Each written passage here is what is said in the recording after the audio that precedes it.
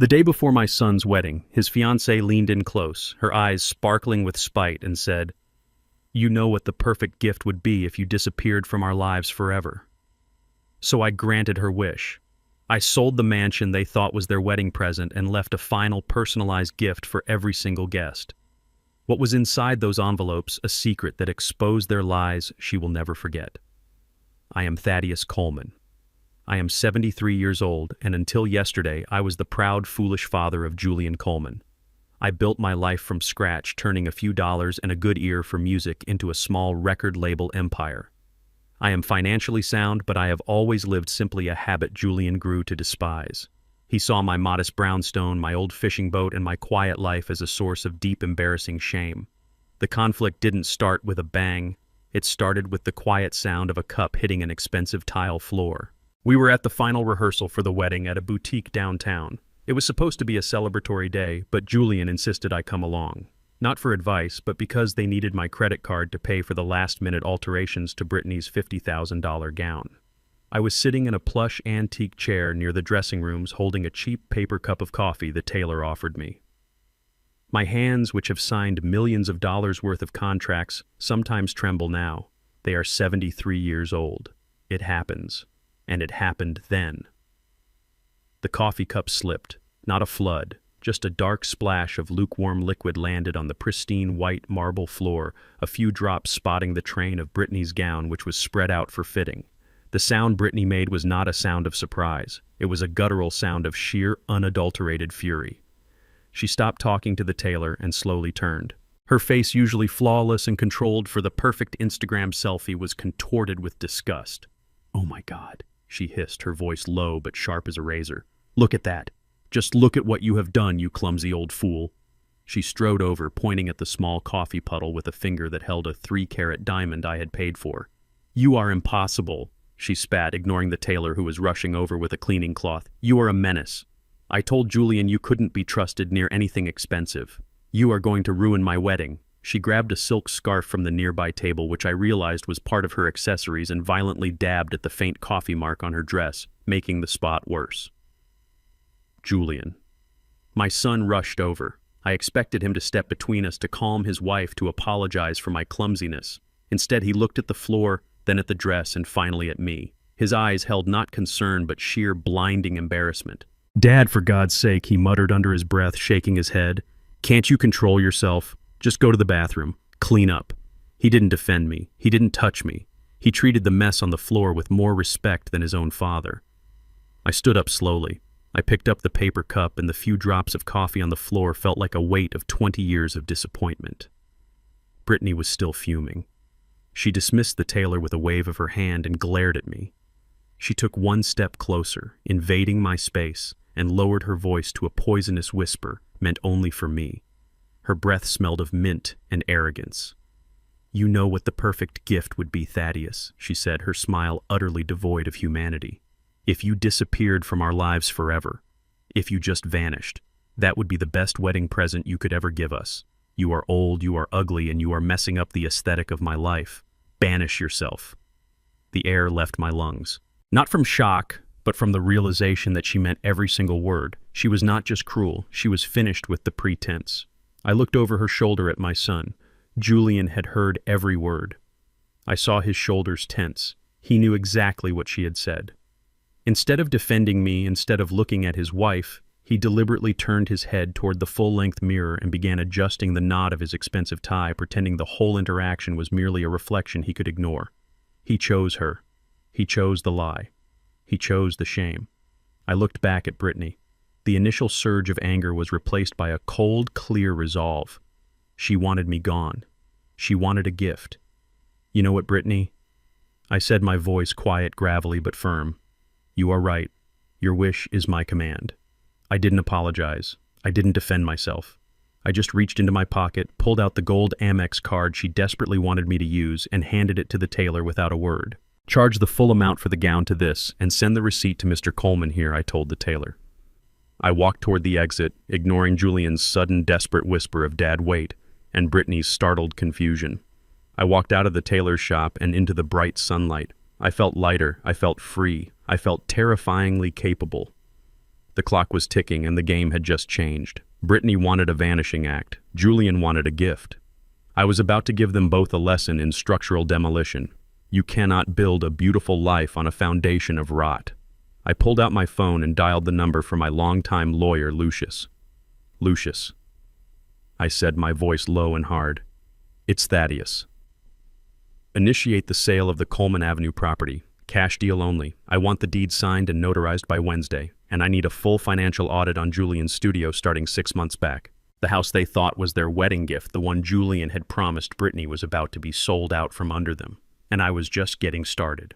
The drive to the house on Coleman Avenue felt different. I had bought the 3-story Victorian property a year ago because I remembered Julian pointing it out as a kid. He always loved the stained glass windows and the iron-wrought fence. It had been run down, but I poured my heart and my silent money into renovating it for him and Brittany. It was going to be their wedding surprise. The grand gesture I thought would finally make Julian see me not as a checkbook, but as a proud father. The house stood tall and proud now. High ceilings, original mahogany paneling, a kitchen that looked like it belonged on a magazine cover. Everything was chosen with care to honor its history. It was a home built to last. Julian was already there, waiting in the driveway. He looked nervous. "Dad, you here?" he said, adjusting his jacket. "Looks good, right?" "It is beautiful, son," I said honestly. "The brickwork is clean, the foundation is solid. I was careful with the bones." Julian barely listened. He was watching Brittany, who was stepping out of her taxi looking unimpressed. She wore sunglasses that covered half her face and carried a tiny dog that looked more pampered than either of us. She approached the front porch and stopped her hands on her hips. "Is this it?" she asked Julian, her voice tight and high. "Yeah, babe," Julian said, beaming. "This is it, the wedding gift. $2 million of history." Brittany took off her sunglasses. Her eyes scanned the facade. She didn't look impressed. She looked disappointed. "It is old, Julian," she stated flatly. "I mean really old. It smells like mothballs and potpourri. And that porch railing. It is country." She walked inside, kicking off her heels on the original hardwood floor. I followed Julian, trailing behind them like a servant. "It is vintage, babe," Julian pleaded. "It is classic. Look at the pocket doors. Look at the fireplace. They don't build them like this anymore." "Exactly," Brittany snapped. "They don't. Because people want space and light, not dark wood and dusty carpets. This is a museum, Julian, not a penthouse. And look at this kitchen, Dad. You put brass fixtures in the kitchen." "Brass? It looks like something my grandmother would use." I bit back the sharp reply that sprang to my lips. My hands were already trembling. This house was a piece of my history, my taste, my sacrifice, and she was judging it with the cold eye of a spoiled child who had never earned anything in her life. "We can remodel it," Julian said weakly. "We can tear out the wood and put in chrome and glass." I didn't say anything. I slipped away into the study, a small room tucked behind the grand staircase. I checked the antique fuse box, pretending to inspect the wiring. The truth was, I needed to hide. I needed to let the anger cool before I spoke words I couldn't take back. I heard their voices drifting in from the living room. Julian was trying to defend the house. Brittany was tearing it apart. "It is just too much work, Julian," she complained. "It will cost a fortune to update it to my aesthetic. And honestly, all that dark wood reminds me of, well, it reminds me of where we come from, you know." She lowered her voice, but the high ceilings carried the sound perfectly into the empty study. "This is what we are going to do," she said, her voice sharp and calculating. "We take the deed at the wedding. We sell this mausoleum immediately. We buy a glass box penthouse in River North. Something modern. Something that smells like money, not like history." I leaned against the wall, the cold plaster seeping into my spine. I was listening now, not as a father, but as a recording engineer listening for feedback in the wires. I was listening for the flaw in the composition. "But Julian," Julian stammered, "your father, he poured a lot of work into this." "He poured money into it," Brittany corrected him. "And now that money is ours.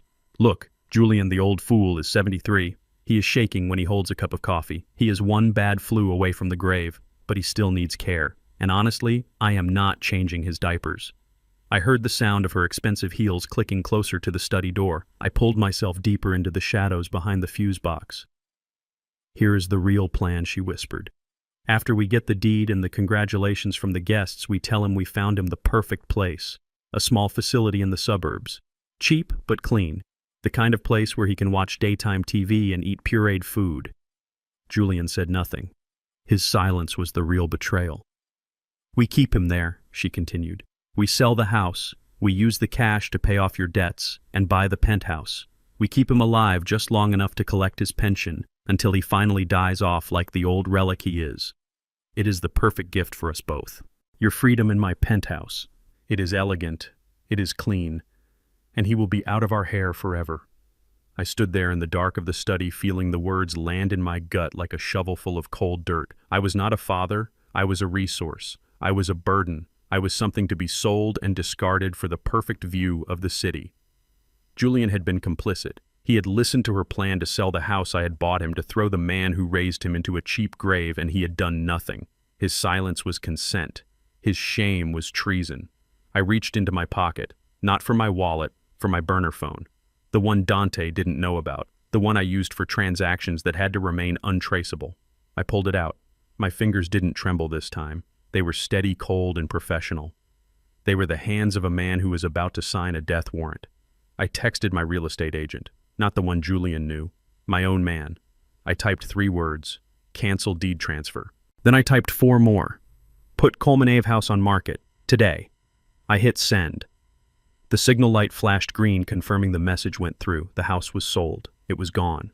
It was no longer the symbol of my love. It was no longer the wedding gift. It was just an asset I had liquidated. I put the phone away. I stepped out of the study. Julian and Brittany were in the foyer looking satisfied. I smiled at them, a genuine cold smile that felt alien on my face. Beautiful house, isn't it? I said. Oh, Dad, it is, she said, her voice now sickeningly sweet. Just perfect. I looked at Julian. He avoided my gaze. I just hope you two will be very happy here, I said. We will, Dad, Julian replied weakly. We will. They didn't know that the house had already been sold. They didn't know that the floor they were standing on already belonged to someone else. They didn't know that their dream penthouse had just been bought with the cash from the property they just verbally despised. They thought they had won. They thought they had buried me.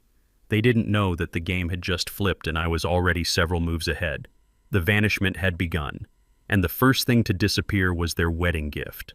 I was at Julian Penthouse Studio, again supposed to be checking the balance on the soundboard I bought him last year. I told him I was optimizing the signal flow, but really I was just trying to feel useful, trying to touch the edges of his life before I disappeared completely. He was out picking up the marriage license, and Brittany was at a spa getting her skin polished for the main event. Julian left his old service iPad lying on the console. It was synced to all his accounts, but it still ran on the old iOS update I always told him to fix. A notification popped up across the screen, cutting across the digital clock display. It was a message from Brittany. I didn't mean to read it. My eyes just fell on the text. The name at the top was not Brittany. It was Mike Best. Michael Johnson, Julian best man since high school. His best friend. His most trusted confidant. The message was short, casual. See you tomorrow night at the usual spot. We need to celebrate my last night of freedom. I froze. I stood still, the heat from the mixing console warm against my hands. I am a producer. I know sound. I know performance. I know when a beat is off. And this beat was dead wrong. I moved the cursor and tapped the message history. I did not need a password. Julian always used his birthday. I accessed the thread. The messages stretched back months. They were not subtle. They were intimate. They were graphic. I scrolled slowly, reading every word. Michael was not just having an affair with Julian's fiancée. He was having a long-term, sustained relationship with the woman my son was about to marry. The deception was not a last-minute drunken mistake. It was a calculated collaboration. I saw pictures, photos that should have ended up in a court filing, not on Julian's work device. I felt a cold wave of nausea hit me. I am 73 years old. I have seen betrayal in the music business that would make your stomach turn. But this felt different. This was my blood. I kept scrolling. I needed to understand the why, the mechanics of the structural failure. I was still looking for the crack in the foundation.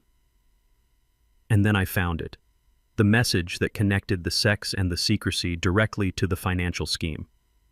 It was from Brittany to Michael just last week. I am exhausted. He is so clingy.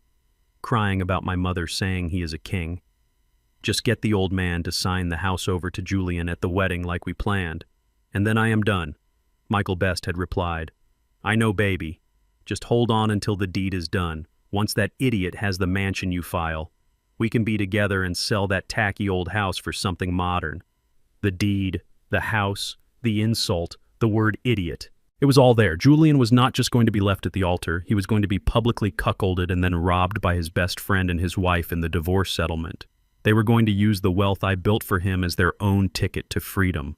I stood there in the quiet of the recording studio, the flashing lights of the equipment mocking the darkness in my soul. I could feel the cold fury building not just against Brittany and Michael, but against Julian too. He was so desperate for acceptance, so ashamed of his black heritage and his father that he had become blind, deaf, and dumb. He refused to see the signs. He was begging to be destroyed. I did not panic. I am a producer. When disaster strikes, you do not run. You capture the audio. I reached into the small toolbox I always carried for minor equipment repairs. I pulled out a small black USB drive that I used for transferring high-resolution audio files. I plugged it into the iPad. I quickly selected the entire message thread, the photos, the timestamps. I started the download. The little bar across the screen moved agonizingly slowly. Every second felt like an hour. If Julian walked in now, if he saw what I was doing, he would call the police. He would have me institutionalized faster than I could speak my own name. He would believe his fiancée lie over his father truth because the lie was prettier. The lie smelled like lilies and expensive perfume. The truth smelled like betrayal. Finally, the transfer was complete. I ejected the drive and put it securely in my pocket. I deleted the recent activity log on the iPad just to buy myself time. I straightened the console. I wiped the screen of any fingerprints. I sat back in the mixing chair. My hands were steady now. The tremor was gone. It had been replaced by a quiet, resolute purpose. I should warn him. That was the father instinct. I should tell him his best friend is sleeping with his wife. I should tell him the wedding is a front for a heist. I should save him the humiliation. But I looked at the dark wood of the console. I thought about the words idiot and tacky old house. I remembered Julian standing in the tailor shop letting that woman insult the man who paid for everything. I remembered his shame. No, I would not save him. Saving him would be robbing him of the only chance he had left, the chance to wake up, the chance to finally see the world clearly. He had built his life on sand. He needed the wave to come in and wash it all away. He needed to be stripped bare. He needed to be left with nothing but the skin on his back and the name he was so ashamed of. Only then would he learn the value of the things he had thrown away. I pulled out my secure phone again. I texted Lucius. "We have new evidence, audio and video, high grade. It links the financial fraud directly to the marriage and the best man. We are escalating the charges. I want Michael Johnson added to the list of co-conspirators. Get the police involved. Tax evasion fraud and conspiracy to commit divorce fraud." I put the phone away. I stood up. The silence in the studio felt complete. I walked out of Julian Penthouse, closing the door behind me. I was leaving the idiot to his fate. Tomorrow was the wedding rehearsal dinner. I would be there. I would watch him smile. And I would prepare the stage for the most spectacular, necessary act of structural demolition he would ever witness. I had all the evidence I needed. Now all I needed was the right audience. I sat on the single wooden stool in the center of my living room, the only piece of furniture left in the entire house. The echoes were already settling in, bouncing off the bare hardwood floors and the blank walls where my gold records used to hang. The house smelled different now. It smelled of emptiness. It smelled of a chapter closing with a slam. I had spent the last 24 hours supervising the movers. I didn't put anything in storage. I sold it. The vintage leather sofas, the mahogany dining table, the grand piano Julian used to bang on when he was a toddler, it was all gone. Sold to liquidators for pennies on the dollar. I didn't care about the profit. I cared about the erasure. I was scrubbing myself out of existence just like my daughter-in-law asked. I checked my watch. It was a cheap digital one now, not the Rolex I used to wear. It was 3 in the afternoon. Julian would be here any minute. He had called me an hour ago, his voice high and tight with that specific panic that only money or the lack of it can produce. The front door didn't open. It exploded inward. Julian didn't knock. He never knocked anymore. He stormed in his Italian loafers, clicking loudly on the wood that used to be covered by a Persian rug. He was sweating. His tie was loosened and his eyes were darting around manically. Daddy shouted before he even fully entered the room. "We have a problem. A big problem. The venue," they called. They said there was a mix-up with the deposit transfer. They need cash. Today. Right now. Or they are giving our date to someone else. He stopped.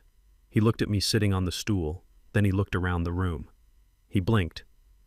For a second, the geography of the house confused him. He took a step back as if he had walked into the wrong address.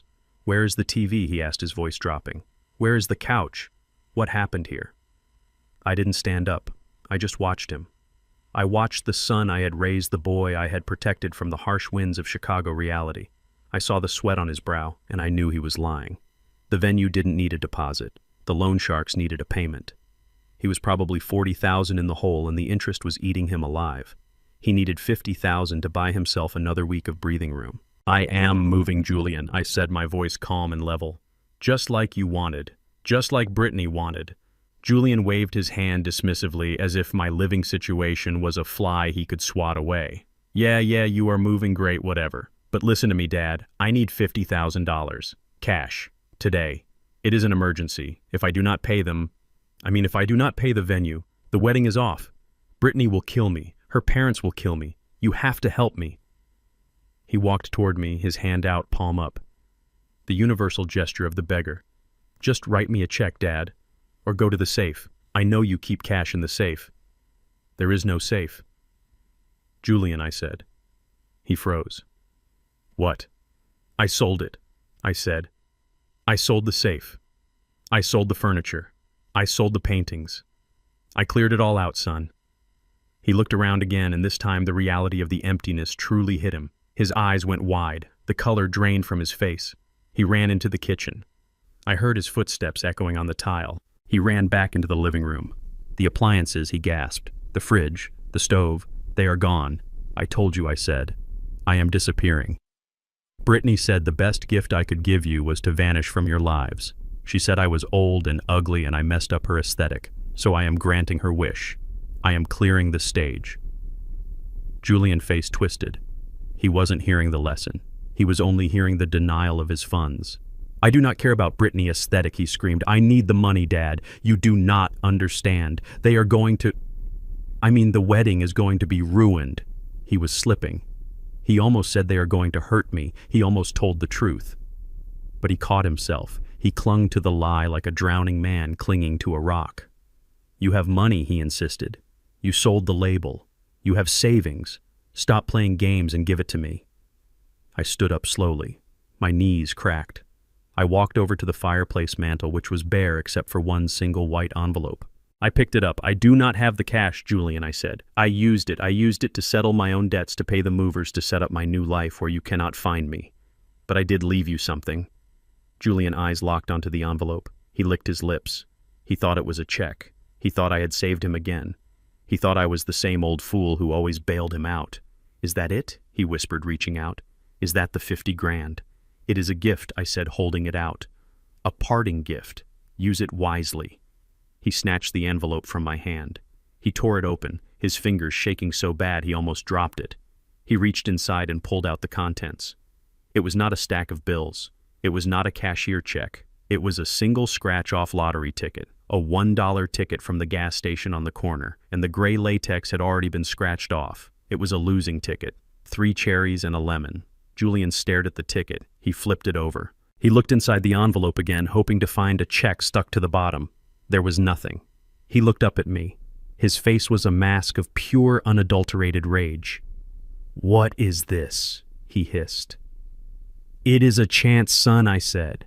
"Just like the chance I gave you when I paid for your college. Just like the chance I gave you when I bought your studio. You play the game, sometimes you win, sometimes you lose. That one is a loser. Just like your plan." You old bastard," he screamed. "You think this is funny. You think this is a joke. I need that money. I do not have it." I lied. "I am broke, Julian. The well is dry. I spent it all on moving. I am just a poor old man now, remember. That is what you tell your friends.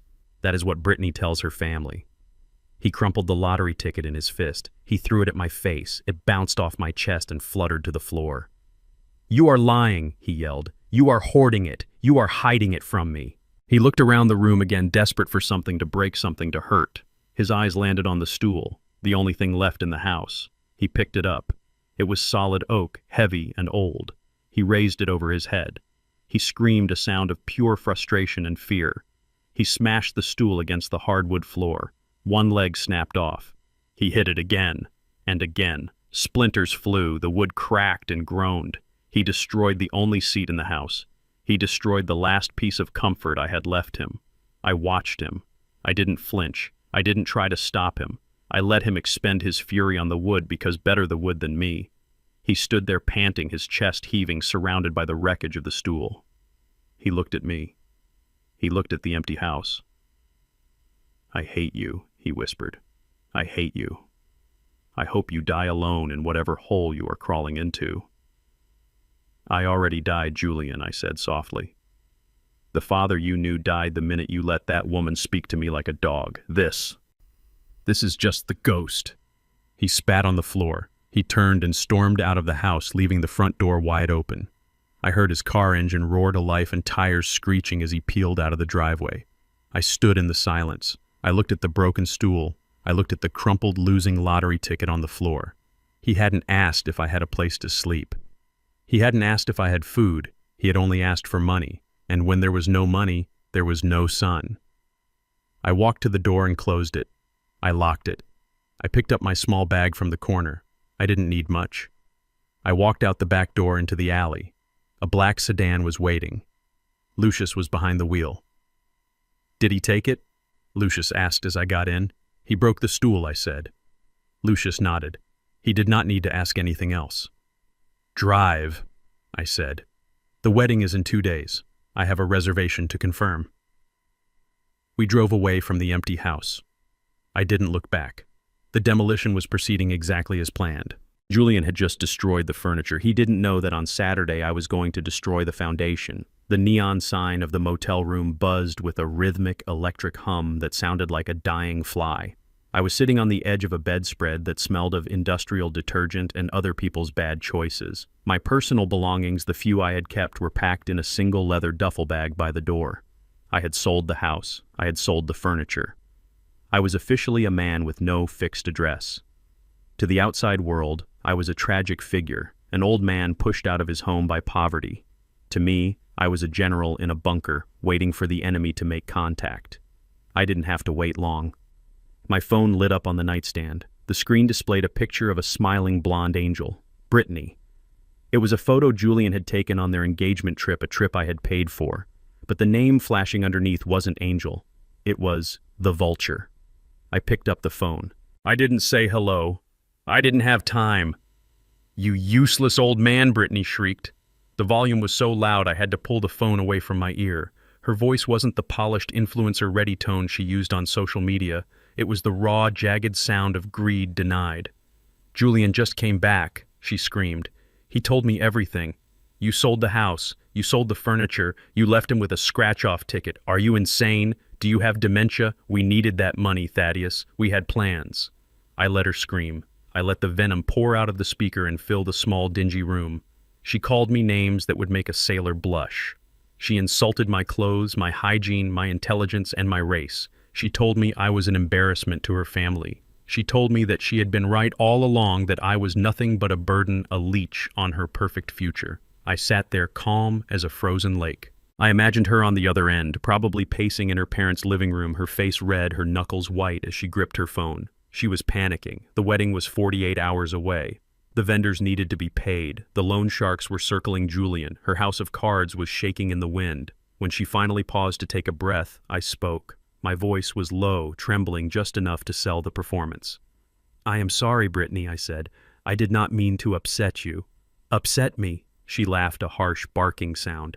"You ruined me. You ruined us. Julian is a wreck. He is crying in the bathroom. How are we supposed to pay for the catering? How are we supposed to pay for the venue? You promised to help." "I did promise," I said. "And I keep my promises. That is why I sold everything." "What are you talking about?" she snapped. "You gave him a losing lottery ticket." That was a lesson, I said softly. A lesson for Julian.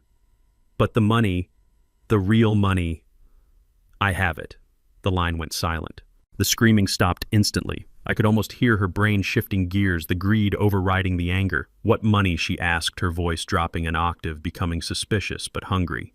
I sold the house for cash, I lied. The furniture too. And I cashed out my retirement bonds. I emptied the safe deposit box. I have been saving for 50 years, Brittany. I have the deed to the Victorian house on Coleman Avenue. And I have a cashier check for the rest. It is substantial. How substantial, she whispered. Enough to buy that penthouse you wanted, I said. And enough to set up a trust fund that will pay you a monthly stipend for the rest of your lives. I wanted it to be a surprise. I wanted to hand it to you on your wedding day. The grand gesture. I let the silence stretch. I let the numbers dance in her head. I knew exactly what she was thinking. She was thinking about the view from the penthouse. She was thinking about the designer bags she could buy. She was thinking that the old man wasn't broke, he was just eccentric. But you gave him a ticket, she stammered. I was testing him, I said. I wanted to see if he still had any fight in him. But you are the smart one, Brittany. You are the one with the vision. I know you want me gone. I know you want me out of your lives. I do, she said automatically, then caught herself. I mean, we just want our privacy. I understand, I said, and I am ready to give you that gift, the greatest gift. I will disappear, Brittany. I will get on a bus the morning after the wedding and you will never see me again. I will go down south. I will vanish. Really, she breathed. Yes, I said, but I have one condition. What is it? She asked quickly. Anything. I need to give you the gifts at the wedding, I said. I need to hand you the deed and the check in person, at the reception. I want to make a toast. I want to say goodbye properly. I want everyone to see that I did right by my son. There was a pause. I knew she was calculating. She didn't want me there. She was ashamed of me. She didn't want her rich friends to see the old black man in the cheap suit. But she wanted the money more. Her greed was the leash and I was holding the handle. You just want to give a toast, she asked. That is all I said. 5 minutes. Then I walk out the door and out of your life. With the check in your hand. I heard her muffled voice as she covered the phone, probably speaking to her mother. I heard whispers. Then she came back on the line. Her voice was completely different now. It was coated in sugar. It was the voice she used when she wanted something. Oh, Dad, she said, and the word Dad sounded like a slur coming from her mouth. Of course you can come. We were just so stressed. You know how weddings are. Emotions run high. We didn't mean what we said. I know I said. I know you love me. We do love you, she lied effortlessly. We love you so much. And we would be honored to have you make a toast. It would mean the world to Julian. And to me. So I am invited, I asked. Invited. You are the guest of honor, she gushed. I will tell the planner to set a place for you at the family table, right next to my parents. No, I said quickly. No. I do not want to impose. Put me in the back, somewhere quiet. I just want to watch. I do not want to be in the way of your beautiful photos. Oh, well, if you prefer, she said, probably relieved that she wouldn't have to Photoshop me out of the pictures later. We can find a nice spot for you. Good, I said. I will see you Saturday then. Saturday, she agreed. And Dad, bring the documents, make sure they are safe. They are safe, I said. They are right here in my pocket. I cannot wait to see you, she said. I cannot wait either, I replied. She hung up. I lowered the phone. The room was quiet again. The hum of the neon sign seemed louder. I looked at the leather bag by the door. Inside there was indeed a folder. There were documents. But they weren't the documents she thought. There was a deed, yes. But it was a deed transfer to a charity dated and signed yesterday. There was a check, yes. But it was a photocopy of a donation I had made to the United Negro College Fund in her name. And there was the USB drive, the drive with the messages, the drive with the photos of her and Michael, the drive that proved she was a fraud, a cheat, and a liar. She wanted a gift. She wanted a surprise. She wanted me to disappear. I was going to give her all three. I stood up and walked to the mirror. I looked at my reflection. I looked tired. My eyes were rimmed with red. My beard was gray. I looked like an old man who had been beaten down by life. But then I smiled. It was a small, tight smile, the smile of a wolf who just heard the trap snap shut. "You invited the wrong guest, Brittany," I whispered to the mirror. "You invited the storm." I turned off the light. I had 2 days to kill, 2 days to refine the speech, 2 days to prepare the final act of Thaddeus Coleman. I lay down on the lumpy mattress. I closed my eyes. And for the first time in months, I slept like a baby. I slept with the peaceful, deep sleep of a man who knows that justice is coming and it is wearing a cheap suit and carrying a black envelope. The invitation was accepted. The stage was set. Now all I had to do was show up and burn it all down.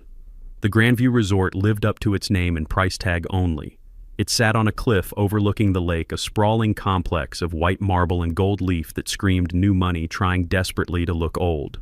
The air smelled of imported orchids and the ocean breeze, but underneath it all I could smell the rot. It was the smell of debt. It was the smell of people spending money they did not have to impress people they did not like. I arrived in a taxi. I had parked my Rolls-Royce 3 towns over in a secure garage. Today, I was not Thaddeus Coleman, the music mogul. I was Thaddeus the embarrassment. I wore the same suit I had worn to the rehearsal, a charcoal gray number that was clean but threadbare at the cuffs. I carried my old canvas tote bag, the one I used for groceries. To the valets and the security guards, I looked like a man who had taken a wrong turn on his way to the bus stop. I walked up the grand staircase. The guests were mingling on the terrace, sipping champagne that cost $30 a glass. I recognized the type. Men in linen suits who talked too loud about their portfolios. Women in hats that defied gravity and good taste. They were the St. James crowd, the friends of Brittany parents, the people who thought Chicago was flyover country and that Detroit was a war zone. I moved through them like a ghost. They looked right through me. Their eyes would slide over my face and move on, instantly finding nothing of value to latch onto. I was black, I was old, I was poor. In their world, I was furniture. I was less than furniture. I was a smudge on the lens. I reached the entrance to the grand ballroom. A young woman with a headset and a clipboard stood guard. She looked like she was guarding the gates of heaven, and she was not about to let a sinner in. "Name?" she asked without looking up.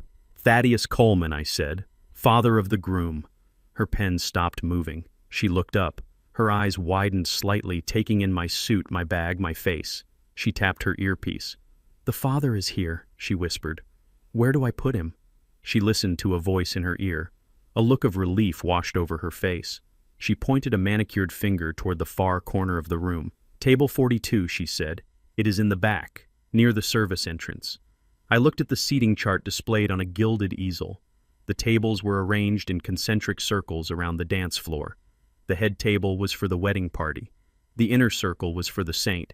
James family and their VIP guests. The outer circle was for distant relatives and business associates. And then there was table 42. It was not in a circle. It was shoved against the back wall behind a massive decorative pillar wrapped in silk flowers. It was next to the swinging doors where the waiters would be coming in and out with trays of dirty dishes. It was the penalty box. It was the table for the photographer assistant, the DJ girlfriend, and apparently the father of the groom. I walked into the ballroom. It was empty, save for the staff putting the finishing touches on the place settings. The room was magnificent, I will give them that. Crystal chandeliers hung from the ceiling like frozen fireworks. The centerpieces were towering structures of white roses and hydrangeas. The silverware was heavy, gleaming silver. I walked past the VIP tables. I saw the name cards. Arthur St. James, Vivian St. James, the mayor. A couple of investment bankers I knew were under investigation by the SEC. I walked all the way to the back. To table 42. There was no centerpiece. There were no crystal glasses. Just standard water goblets and a view of a plaster column. I pulled out the chair. It was a folding chair, not the padded ones at the other tables. I sat down. The pillar blocked my view of the head table entirely. If I sat here, I would hear the wedding, but I would not see it. I would be a rumor. A ghost in the corner. I looked at the empty plate in front of me. I thought about the $2 million house I had bought them. I thought about the trust fund I had set up for Julian education. I thought about the nights I spent in the studio mixing tracks until my ears bled so he could have braces and piano lessons. And this was my reward. A folding chair behind a pillar next to the kitchen. I stood up. No, I was not going to sit here. I was not going to be hidden. They wanted me to be invisible, fine. I would be invisible, but I would be the kind of invisible that haunts you. I would be the gas leak in the basement. I would be the termite in the wall. I picked up my canvas tote bag. I opened it. Inside were 150 envelopes. They were beautiful envelopes. Heavy matte black paper, expensive, the kind you use for a funeral or a very exclusive invitation. On the front of each one I had embossed a single phrase in silver foil, a gift from the past. It was elegant. It was mysterious. It looked like a party favor. It looked like something a wealthy, eccentric father might give to celebrate his son union. I looked around. The staff was busy at the buffet stations. The coordinator was outside dealing with the guests. The room was mine. I moved. I walked to the head table first. I placed an envelope on Arthur St. James' plate right on top of the silk napkin. I placed one on Vivian plate. I placed one on Brittany's seat. I moved to the VIP tables, the inner circle, the people who mattered, the people whose approval Brittany and Julian were so desperate to buy. I moved quickly, silently. My hands were steady. I placed an envelope at every single setting on the bride side of the room. I watched myself in the reflection of the mirrors lining the walls, an old man in a cheap suit dealing out judgment like a card shark dealing poker. One waiter looked up and saw me. "Sir," he called out, "you cannot be over there. That is the family section." "I am family," I said, not stopping. "I am just delivering the party favors. My son forgot them." The waiter hesitated. He saw the expensive envelopes. He saw the silver foil. He decided it was above his pay grade. He went back to polishing spoons. I continued. Table 3, Table 4, Table 5. I didn't put any on the groom's side. Julian didn't have many guests, just a few college friends and some distant cousins I had invited. They were decent people. They didn't need to see this. This was a surgical strike. This was for the people who judged based on zip codes and bank balances.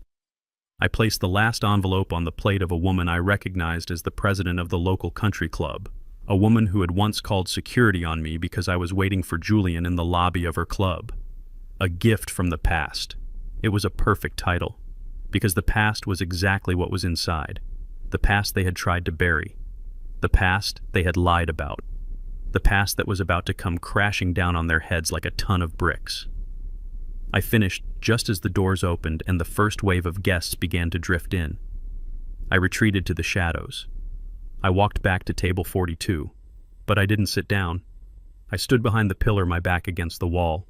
I merged with the darkness. I watched them come in. The laughter, the rustle of expensive fabric, the clinking of jewelry. They found their seats. They ooh and ahhed at the flowers. They critiqued the wine. And then they saw the envelopes. "Look at this," Arthur St. James boomed, his voice carrying over the crowd. "A gift. How charming." "Maybe it is a lottery ticket," someone laughed. "Or a check," another suggested. I heard the groom father has money tucked away. I watched Brittany parents pick up the black envelopes. I watched them run their fingers over the silver foil. They looked intrigued. They looked greedy. They thought it was a tribute. They thought it was an offering from the peasant to the royalty. "Open it," Vivian said. "Let us see what the old man gave us." I held my breath. My heart was beating a slow, steady rhythm against my ribs. "Open it," I whispered.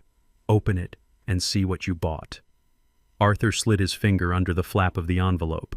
The sound of tearing paper was crisp and sharp. It cut through the murmur of the crowd. He pulled out the contents. It wasn't a check. It wasn't a gift card. It wasn't a sentimental note. It was a document. A single sheet of paper folded in thirds. I watched his face. I watched the smile slide off his features like grease off a hot pan.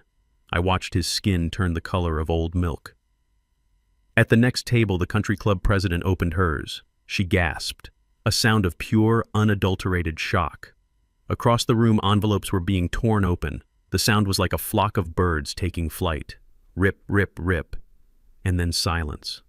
A silence so deep, so heavy, it felt like the air had been sucked out of the room. I leaned forward from behind my pillar. I wanted to see it. I wanted to see the exact moment the poison hit the bloodstream. Because inside those envelopes was not money. Inside those envelopes was the truth. And the truth was the one thing these people could not afford. The invisible guest had just served the first course, and it was going to be hard to swallow. The sound of paper tearing is usually a quiet thing, but in a room holding its breath, it sounded like bone snapping. One by one, the guests slid their fingers under the flaps of the heavy black envelopes. They were expecting luxury. They were expecting a token of the wealth they believed I possessed. They were expecting a gift card to Saks Fifth Avenue, or perhaps a crisp $100 bill as the eccentric thank you. The greed was palpable, hanging in the air like humidity. I watched from my exile behind the pillar. I watched Arthur St. James pull out the single sheet of paper. I watched his eyes adjust to the dim romantic lighting. I watched the exact moment his brain processed what he was looking at. It was not a check. It was a credit report. Specifically, it was a consolidated debt statement for St. James Enterprises. It was a document that listed every liability, every lien, and every maxed-out line of credit that Arthur and Vivian had spent the last decade hiding. In bold black ink, right at the top, it showed the foreclosure notice on their Hamptons estate, the one they bragged about every summer. Below that was the bankruptcy filing for their shell company, a desperate maneuver to hide $12 million in bad loans.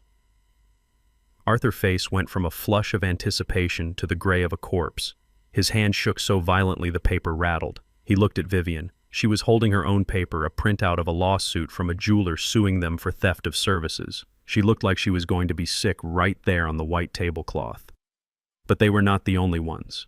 At the table to my left, the country club president was reading a different document. This one was titled Personal Financial Statement of Dante King.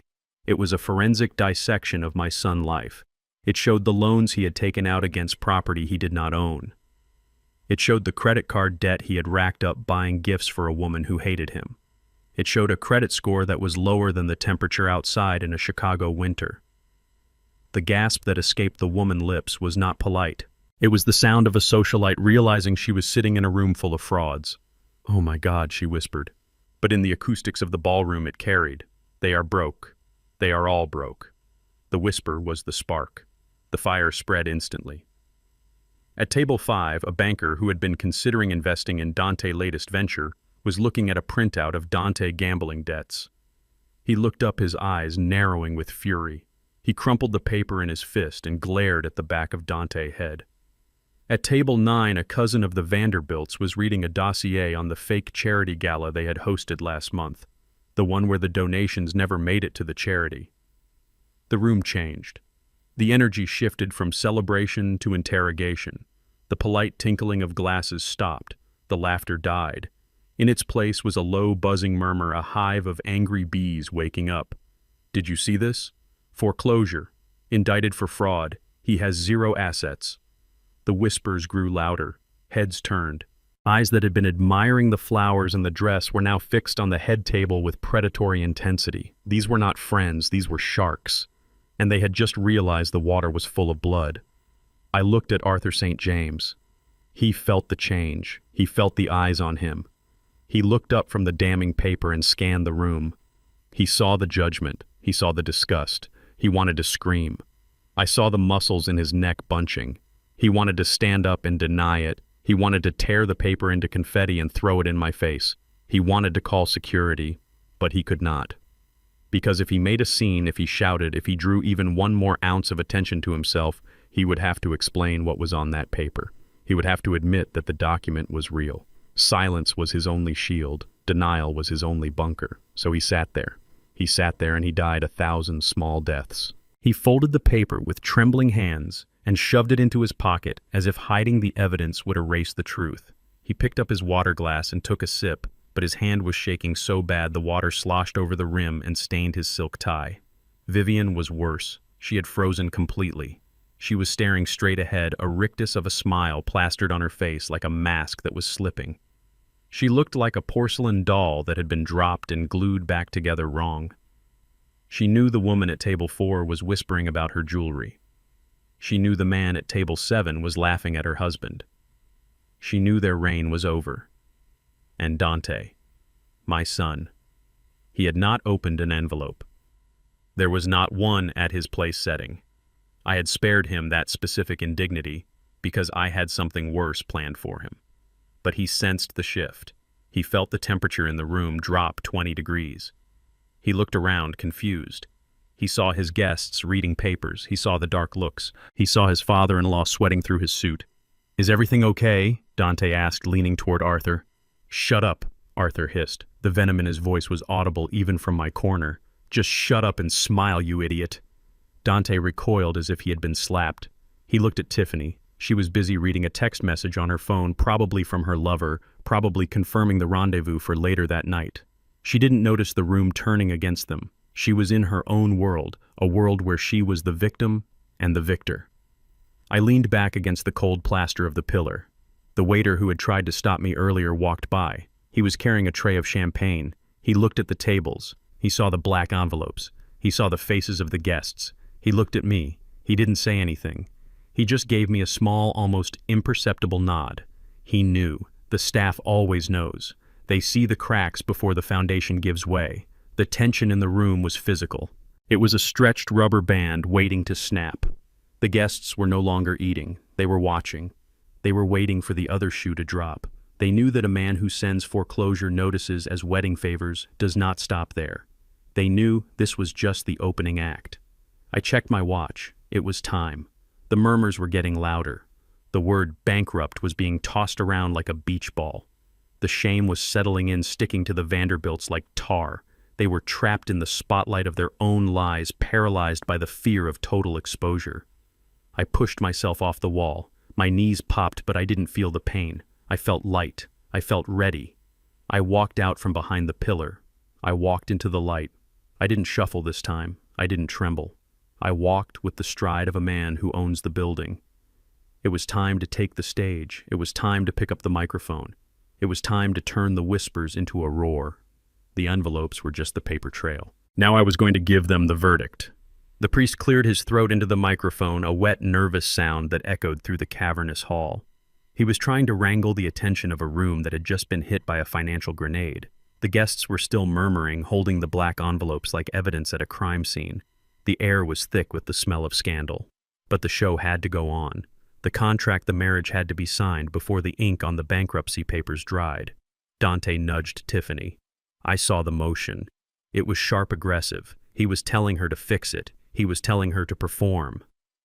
Tiffany straightened her spine. She was a professional manipulator, and she knew how to find her light even when the stage was burning down.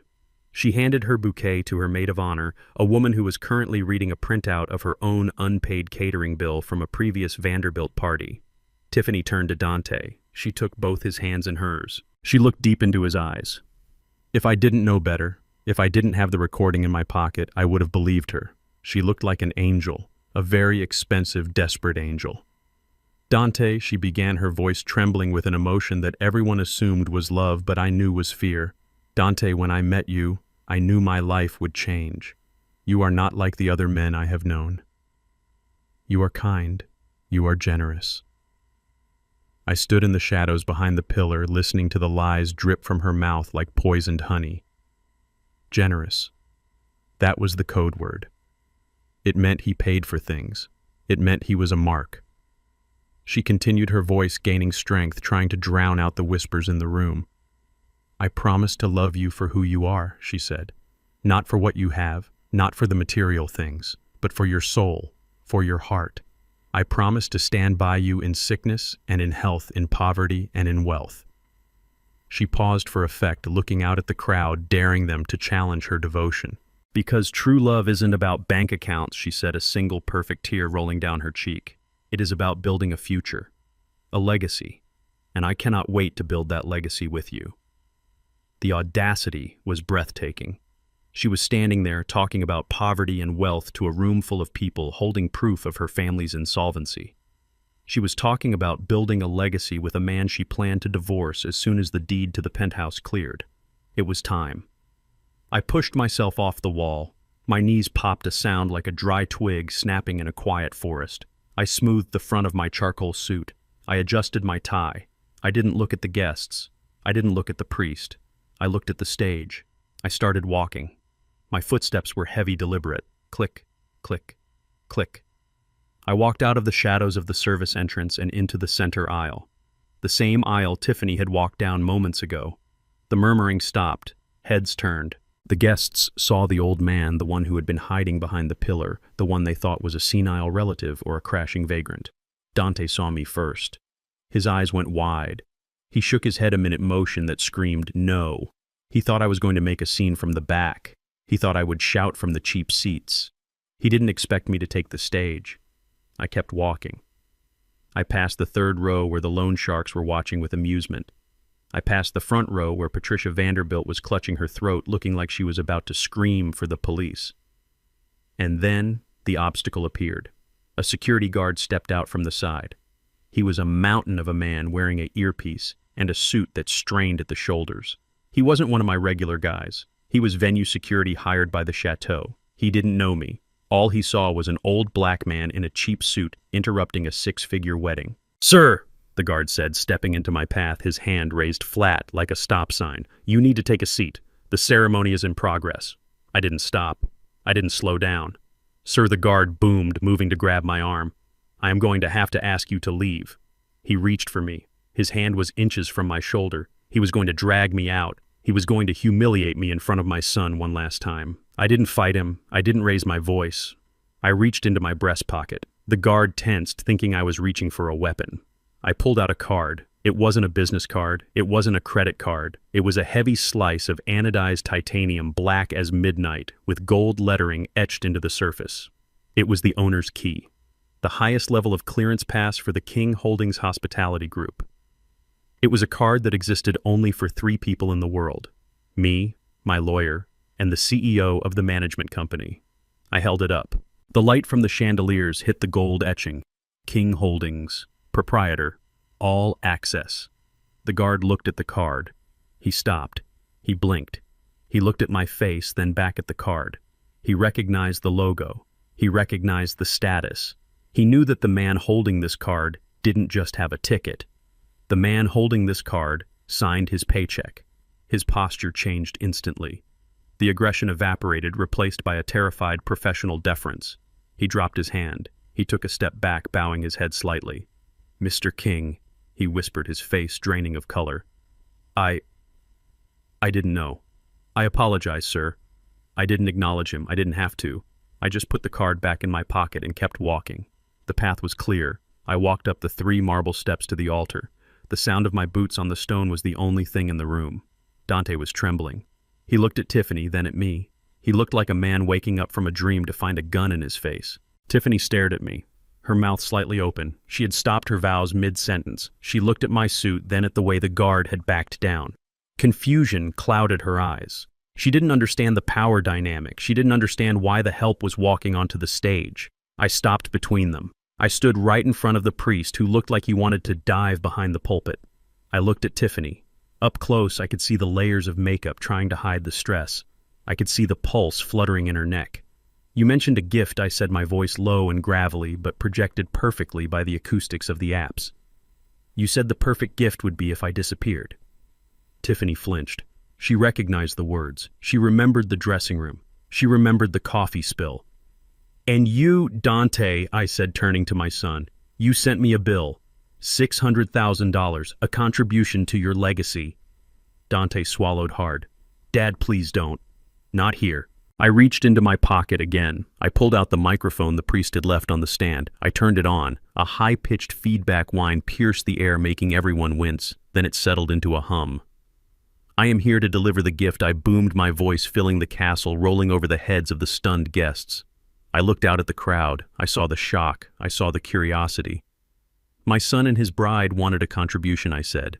"They wanted me to pay for this beautiful day. They wanted me to ensure their future." I turned back to Dante. I smiled. It was the smile of a wolf. "So I did. I paid for everything. But I think there has been a misunderstanding about the price." I gestured to the side of the stage where the AV technician, my man, was waiting.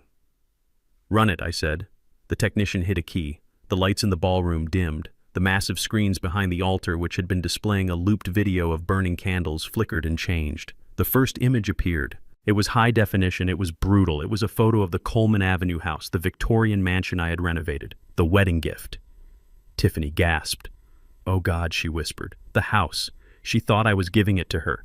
She thought this was the moment of victory. She thought the old man had caved. It is a beautiful house, isn't it? I said into the mic. $2 million of restoration, mahogany floors, brass fixtures. I paused. But you didn't like the brass, did you, Tiffany? You said it looked like something your grandmother would use. You said it smelled like mothballs. You said you wanted to sell it and buy a penthouse. Tiffany's face went white. How did he know? Well, I have good news, I said. You don't have to worry about the renovations. I nodded to the technician. The image on the screen changed. A bright red stamp animated across the picture of the house. Sold. And underneath it a copy of a wire transfer receipt. Beneficiary St. Jude Children's Research Hospital. Amount $2,200,000. The gasp from the crowd was audible. I sold it this morning, I said. Cash deal. And since you didn't want it, I donated the proceeds to charity. Children who actually need a roof over their heads. No, Tiffany screamed. That was mine. That was my house. It was never your house. I roared my voice, shaking the floorboards. It was my house. And I do what I want with my property. Dante looked like he was going to vomit. He grabbed Tiffany's arm to steady himself. But I'm not done, I said, dropping my voice to a dangerous whisper. That was just the appetizer. You wanted a contribution to your honeymoon. You wanted to go to the Maldives. I signaled the technician again. The screen changed, and the room went silent as the grave. Because what was on the screen now wasn't a house, it wasn't a check, it was a photo of a car. A black SUV parked in a secluded lane. The windows were foggy, but the license plate was clearly visible. And through the front windshield you could see two people. One was Tiffany, and the other was not Dante. The lights in the ballroom dimmed until the only illumination came from the massive LED screens towering behind the altar. The air conditioner hummed a low bass note that vibrated in the floorboards. I stood center stage, the microphone in my hand, feeling the weight of 300 pairs of eyes drilling into me. Dante was trembling beside me, his face a portrait of dread, but Brittany was watching the screen. The technician hit the cue. The static cleared. A high-resolution photograph filled the wall behind us. It was the house on Coleman Avenue. It looked magnificent. The professional lighting captured the deep red of the Victorian brick, the intricate detailing of the iron fence, the way the morning sun hit the stained glass windows I had paid artisans to restore. It didn't look like a house. It looked like a legacy.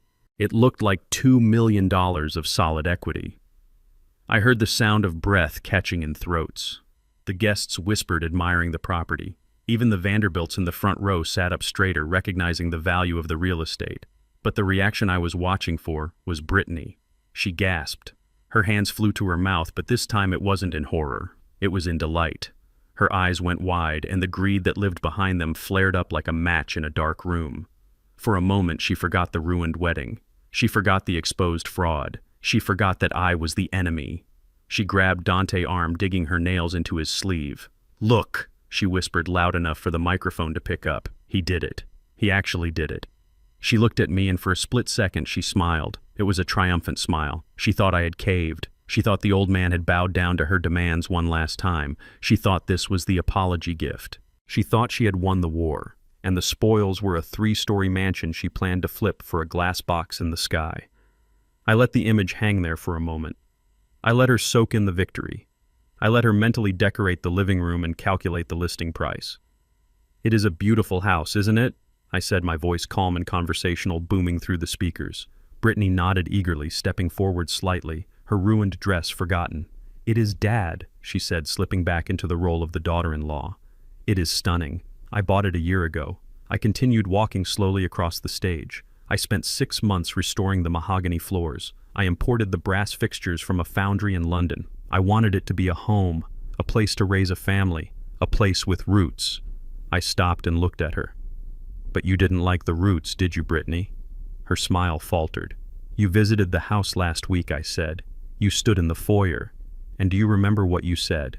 She froze. She remembered. I could see the memory crash into her greed.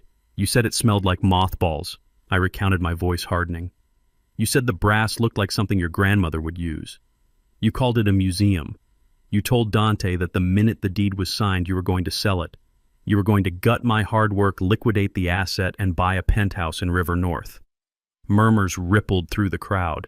The guests were beginning to understand that this wasn't a gift presentation. It was an autopsy. "I didn't want to burden you with a house you hated," I said. "I didn't want you to suffer through living in a place that wasn't up to your aesthetic standards. So I fixed the problem. I looked at the technician. Next slide, I commanded. The screen flickered. The beautiful photo of the house remained, but a massive graphic slammed onto the image with a digital thud. It was a stamp, bright red, aggressive, final, sold. Underneath the stamp was a copy of a wire transfer receipt dated that very morning. The numbers were large enough for the people in the back row to read. $2,200,000. Brittany let out a strangled sound. Her knees buckled and she grabbed the altar railing to stay upright. You sold it, she stammered. This morning, I said. Cash deal. The buyers were very eager. They loved the brass fixtures. But that money, she choked out, her eyes darting between the screen and me. That is our money. That was for us. You said you had a check. I do have a check, I said. I pointed to the bottom line of the receipt on the screen. Beneficiary St. Jude Children Research Hospital. The crowd gasped, a collective intake of breath that sucked the oxygen out of the room. I donated every single penny, I said, my voice ringing with finality. $2.2 million. Sent to the orphanage and the Children Hospital Fund at 9 a.m. today. I looked at Dante. He looked like he was going to be sick. He was swaying on his feet, his face a mask of gray shock. He realized that the safety net hadn't just been cut, it had been incinerated. Why, he whispered. Why would you do that? Because I wanted the money to go to children who actually appreciate a roof over their heads.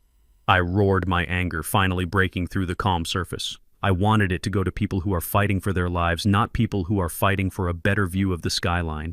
Brittany screamed. It wasn't a cry of sadness. It was the shriek of a wounded animal, a banshee wail of pure entitlement being ripped away. You promised, she yelled, lunging toward me. You crazy old man, that was my house. You promised it to us. You cannot just give it away. It is mine. She tried to run up the steps, her hands clawing at the air as if she could grab the house out of the screen and pull it back into reality. It was never yours, I shouted back, stepping into her path. It was mine. It was my sweat. It was my money. And I will burn it to ash before I let an ungrateful parasite like you touch a single brick of it. She stopped inches from me, breathing hard, her face twisted into something ugly and raw. You are evil, she hissed. You are a spiteful, jealous old man. You did this just to hurt us. I did this to free you, I said, cold as ice. You wanted a modern life, Brittany. You wanted no baggage. Well, now you have it. No house, no deed, no inheritance. You are free to build your own empire. Let us see how far you get without my foundation to stand on. She looked at the screen one last time at the red sold stamp that marked the end of her ambitions. Then she looked at Dante. Do something, she screamed at him, hitting him in the chest. He gave our money away. Do something, you coward. Dante just stood there, staring at the screen, staring at the receipt for the donation. He didn't move. He didn't speak. He just looked at the numbers. $2 million, gone, given to strangers. I watched them. I watched the greed turn into panic. I watched the realization sink in that the well was truly dry, and I felt nothing but a grim satisfaction. I had one more gift to give, one more slide in the deck. The house was the shelter, but now it was time to take away the love. I raised the microphone again. Do not worry, I said to the silent room. I know you are disappointed. You wanted a honeymoon too. You wanted the Maldives. I looked at Tiffany. I didn't pay for the Maldives, I said, but I did pay for a private investigator, and he found something much more interesting than a beach. I signaled the technician. Next slide. The image of the house vanished, and the room went dark for the final act. The silence that followed the revelation of the sold house was heavy, but it was fragile. It was the kind of silence that comes before a scream. Julian stood at the bottom of the stage stairs, his face a roadmap of ruin. He looked at the screen where the red sold stamp was still burning into his retinas, and then he looked at me. For a moment, I saw the child I had raised. I saw the confusion and the hurt. But then I saw the entitlement snap back into place. He didn't see a father trying to teach him a lesson. He saw a thief who had stolen his birthright. The shock morphed into a blind, white-hot rage. "You cannot do this!" he screamed, his voice cracking under the strain. "You spiteful old man! That was mine!" He lunged. He didn't walk. He scrambled up the marble steps, his expensive tuxedo shoes slipping on the polished stone. He was coming for the microphone. He was coming to silence me. He wanted to tear the remote from my hand and smash the screen as if destroying the image would somehow bring the house back. He reached me in 2 strides, his hand clawing for the lapel of my jacket. He was younger than me by 40 years. He was stronger. But he was frantic and I was calm. I didn't move, I didn't flinch. I just looked him in the eye with the cold disappointment that only a parent can feel. "Security," I said into the mic, my voice calm but amplified to a boom that shook the walls. 2 of my hired men stepped out from the wings. They were large, silent professionals who didn't care about wedding etiquette. They intercepted Julian before he could touch me. One of them grabbed his arm, twisting it behind his back with practiced ease. Julian let out a yelp of pain and indignation. "Let me go!" he shouted, struggling against the grip. "This is my wedding. Get your hands off me!" He looked at me, his eyes wild. "Dad, stop this. Stop this right now. You made your point. You sold the house. Fine. You ruined the surprise. Are you happy? Now get off the stage and let us salvage what is left of this day." I looked down at him. He still didn't get it. He thought this was about a house. He thought this was a tantrum. He didn't realize it was an execution. "I am not done, Julian," I said softly. "I am not done because you are not just a greedy son. You are a fool." I turned to the crowd. The guests were frozen in their seats. The Vanderbilts in the front row looked like wax figures melting under the stage lights. They were terrified. They knew I had more. They knew I wasn't just pulling threads, I was unraveling the whole tapestry. "You wanted a honeymoon," I said into the microphone. "You sent me a bill for $100,000 for a trip to the Maldives. You wanted paradise." I looked at Brittany. She was still standing near the altar, clutching the railing, her face pale. She wasn't looking at Julian. She was looking at the best man, Michael Johnson. Michael was standing to the left of the altar in his matching tuxedo. He was Julian's best friend since college, the brother he never had, the man who had given the toast at the rehearsal dinner about loyalty and brotherhood. He was sweating. He was looking at the exit, calculating the distance. I walked over to the edge of the stage near him. "Hello, Michael," I said. He flinched. "Mr. Coleman?" he stammered. "You have been a good friend to Julian, haven't you?" I asked. "You have been there for him. You have helped him with everything, including his fiancée." Michael's face turned gray. I pointed the remote at the screen. "My son wanted to go to the Maldives," I told the crowd, "but his bride had other travel plans." I pressed the button. The picture of the house vanished. The screen went black for a heartbeat, and then it lit up with an image that made the air in the room turn solid. It was a photograph, high resolution, crystal clear. It was taken through the windshield of a car. A luxury SUV parked in a secluded lane near the lakefront. The faces were unmistakable. It was Brittany, and it was Michael. They were not talking. They were not holding hands.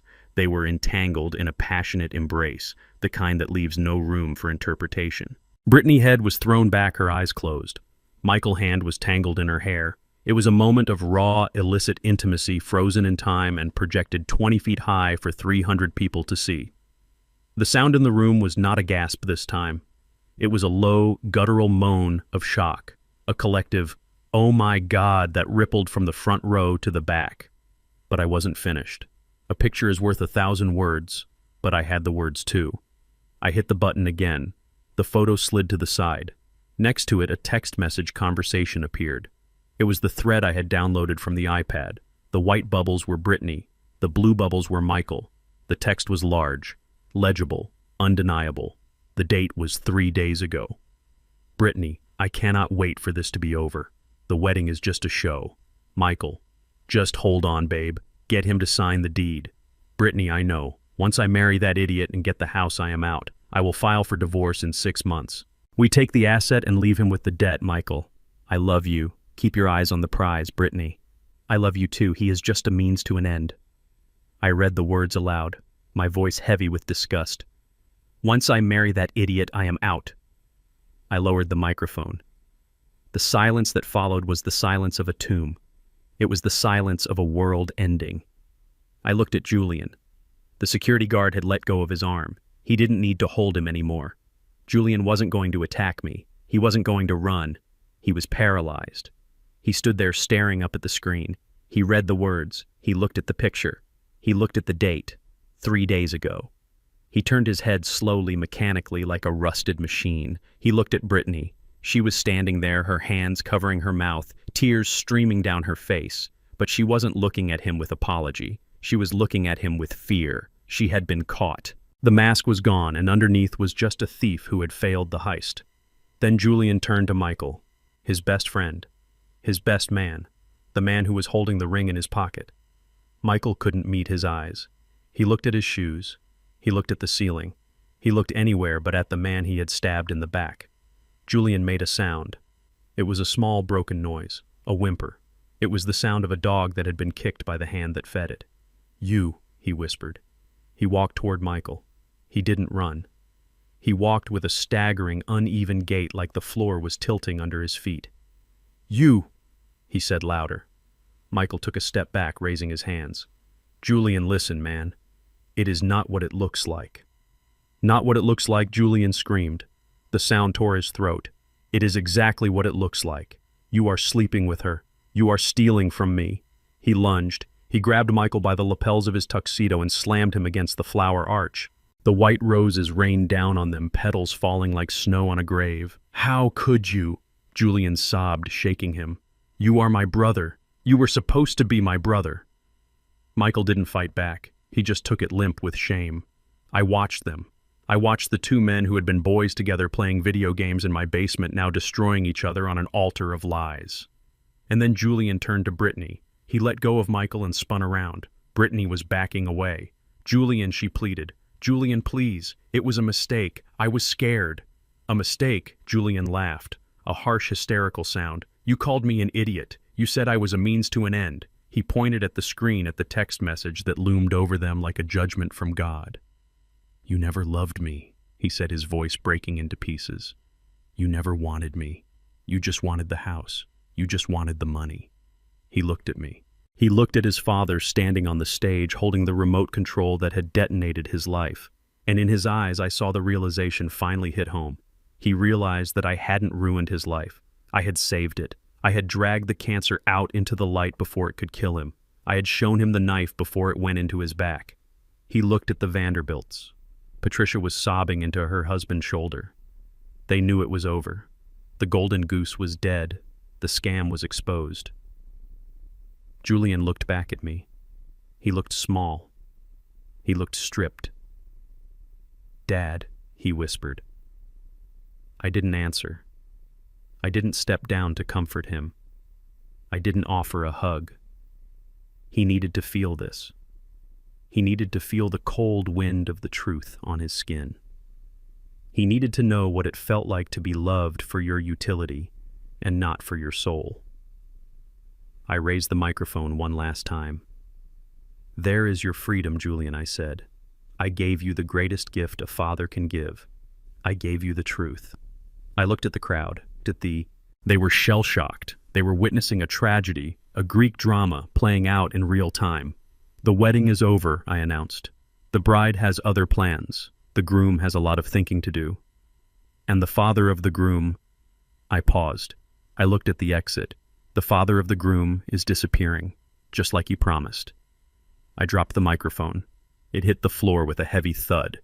The feedback squealed one last time and then died. I walked down the stairs. I walked past Julian, who was sinking to his knees on the marble floor, weeping into his hands. I walked past Michael, who was adjusting his suit, trying to regain a shred of dignity. I walked past Brittany, who was staring at me with pure, unadulterated hatred. I walked down the aisle. The guests parted for me. They didn't look at me with pity anymore. They looked at me with fear. They looked at me with awe. They saw the man who had burned down the castle to save the prince. I walked out of the ballroom and into the lobby. The air was cool. The music was gone. I didn't look back. I had kept my word. I had vanished. But I had left a fire burning behind me. A fire that would burn away the lies, the greed, and the fake friends. It was up to Julian to decide if he wanted to rise from the ashes or burn with them. I walked out to the valet stand. I handed the boy my ticket. "My car," I said. "The rolls." He ran to get it.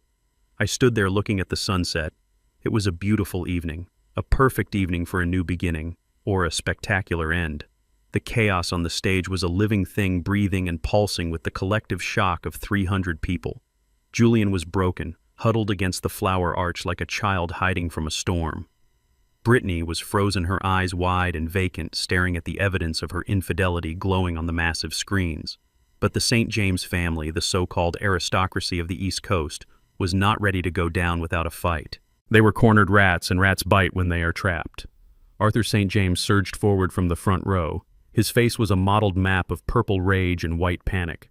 He didn't look like a distinguished businessman anymore. He looked like a brawler in a tuxedo that was suddenly too tight for his heaving chest. Vivian was right behind him, her heels clicking sharply on the marble floor. Her face twisted into a mask of indignation that she wore like armor.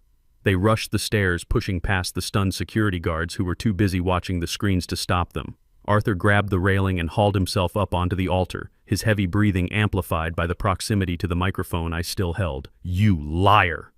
Arthur screamed, his voice cracking, spraying spittle into the air. "This is slander. This is defamation of character. I will sue you into the ground. You think you can ruin my daughter's reputation with your Photoshop tricks and your lies." He pointed a shaking finger at me, his eyes bulging. "You are a jealous, bitter old man," he spat. "You are jealous because your son chose us. He chose class. He chose pedigree, and you couldn't stand it. You had to drag us down into the gutter with you."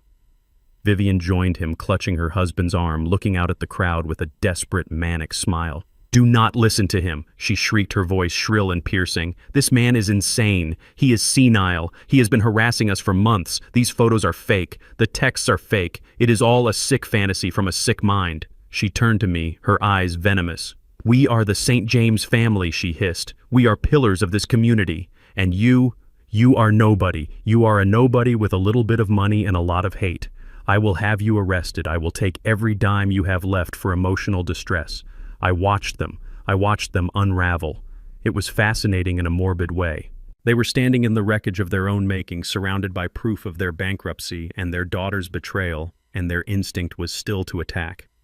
They still believed that if they screamed loud enough, if they invoked their name with enough arrogance, the world would bend to their reality. I didn't step back. I didn't raise my voice. I just looked at Arthur. I looked at the pocket of his expensive suit jacket, the one that was bulging slightly more than it should. "You want to talk about the law, Arthur?" I asked, my voice calm, steady, a rock in the middle of their rapids. "You want to talk about arrests? You want to talk about taking things that don't belong to you?" "I do," Arthur bellowed. "I want the police here now. I want you in handcuffs." "Be careful what you wish for, Arthur," I said softly. I looked past him toward the main doors of the ballroom. The guests turned to follow my gaze. The heavy oak doors swung open again. But this time, it wasn't the Economic Crimes Unit. It was the local precinct detectives, 2 of them, men I had met with 3 days ago, men who had seen the video evidence from my home security system. They walked down the aisle. They didn't run. They didn't need to. Their presence was heavy, official, undeniable. They walked with the steady pace of justice that has already made up its mind. Arthur stopped screaming. He followed the line of my gaze. He saw the badges. He saw the guns on their hips. For a second, a flicker of hope crossed his face. He thought they were here for me. He thought his threats had worked. "Officers," he shouted, waving his arms. "Over here! Arrest this man. He is disturbing the peace. He is slandering my family." The detectives walked right past the front row. They walked up the steps of the altar. They stopped in front of Arthur St. James. Arthur St. James, the lead detective, asked, his voice flat. "Yes," Arthur said, puffing out his chest. "I am Arthur St. James, and I demand you remove this man immediately." "Arthur St. James," the detective repeated, pulling a pair of metal cuffs from his belt. "You are under arrest for grand larceny and the theft of antiquities." The silence that fell over the room was absolute. It was heavier than the silence after the photos. It was the silence of a guillotine blade hovering at the top of the track. Arthur laughed. It was a nervous, high-pitched sound. "Larceny," he sputtered. "That is absurd. I am a wealthy man. What could I possibly have stolen?" I stepped forward. I leaned into the microphone. "You stole from me, Arthur," I said. Arthur spun around. You have nothing worth stealing." I smiled. It was a cold, hard smile. "Remember the dinner, Arthur?" I asked. "The dinner at my house 3 weeks ago. The dinner where you insulted my food and my furniture. The dinner where you said my home smelled like the ghetto." Arthur blinked. He remembered. I could see it in his eyes. You went to the bathroom, I continued. But you didn't go to the bathroom. You went into my study. You opened my display case. Arthur's face drained of color.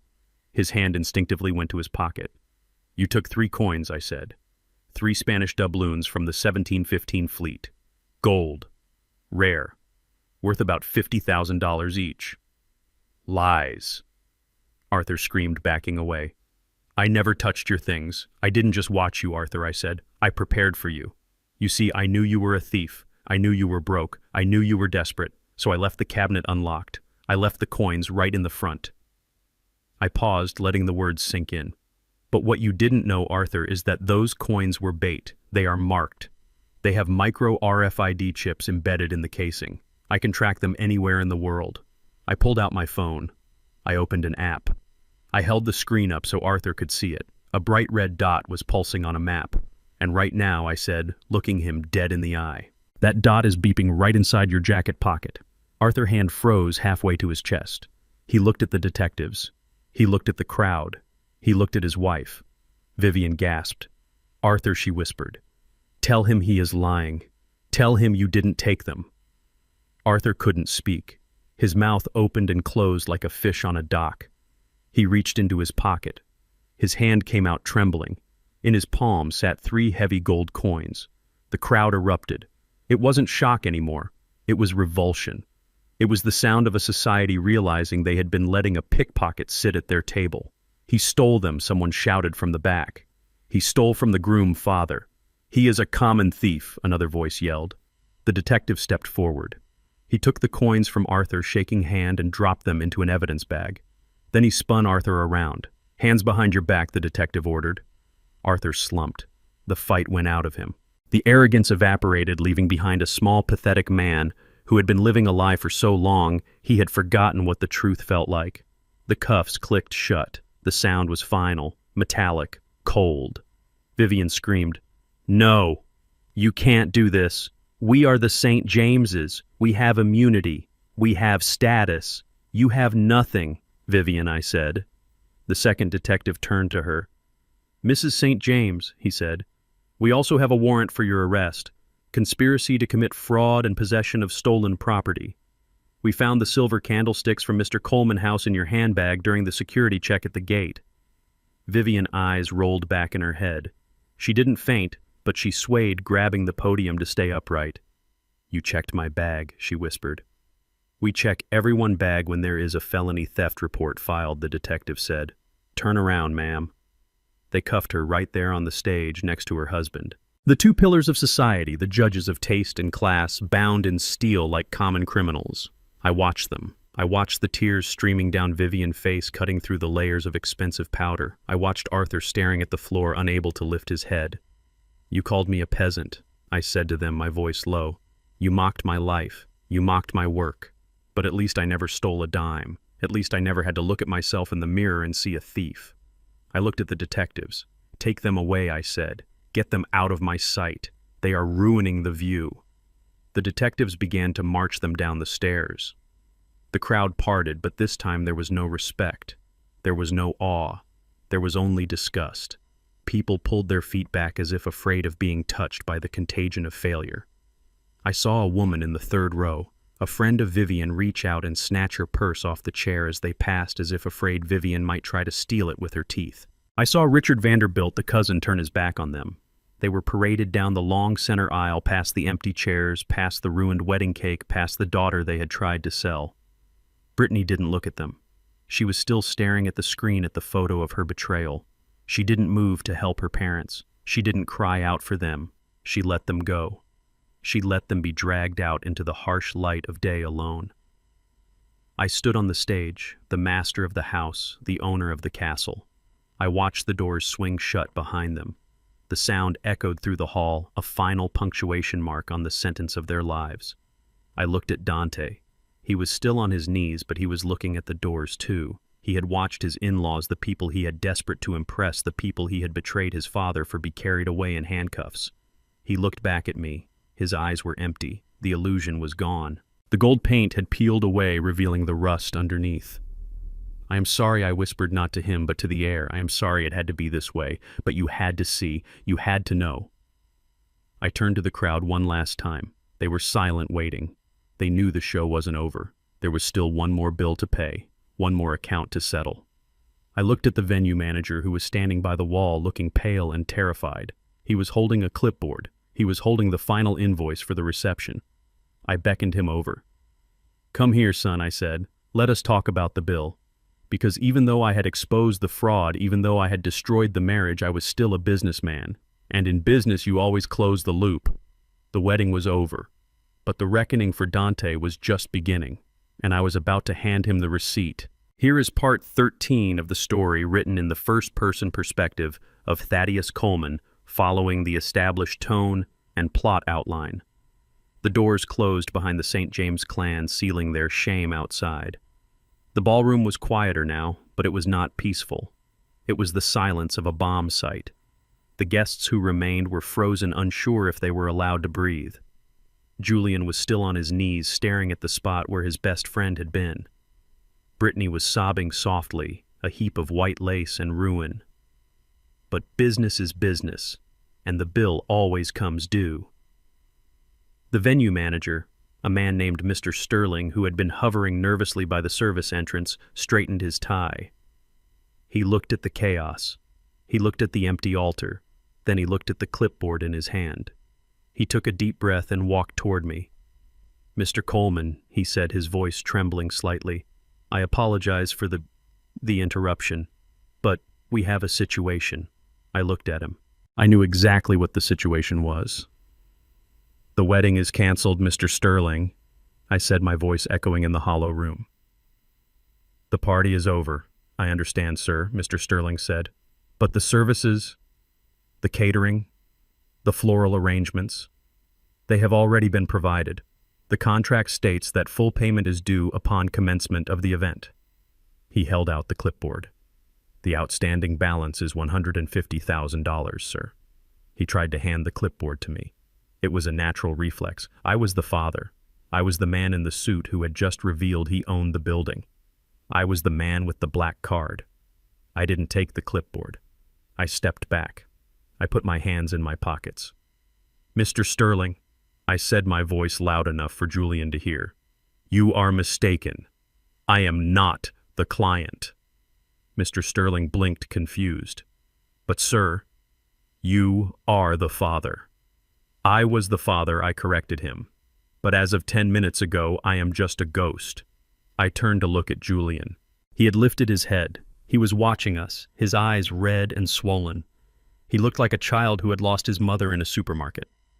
"My son and his fiancée made a very specific request," I said, addressing the room. "They told me the greatest gift I could give them was to disappear. They said I was old. They said I was ugly. They said I messed up their aesthetic." I walked slowly toward Julian. "Well, son, I am granting your wish. I am disappearing. And ghosts do not pay bills. Strangers do not cover six-figure tabs for people who hate them." I pointed at Julian. "This is your party, Julian. These are your guests. This is your mess." I turned back to Mr. Sterling. "Give the bill to the groom." Mr. Sterling hesitated. He looked at me, then at Julian. He saw the difference. He saw the power on one side and the pathetic ruin on the other. But he had a business to run. He walked over to Julian. "Mr. Coleman," the manager said, holding out the invoice, "I need to settle this account. Now." Julian stared at the paper. $150,000. He didn't have it. He never had it. He had been counting on the deed transfer. He had been counting on selling the house I was supposed to give him. He had been counting on my death. I cannot," Julian stammered.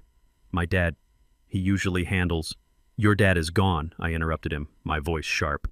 "Thaddeus Coleman, the ATM is out of service. You wanted to be a big man, Julian.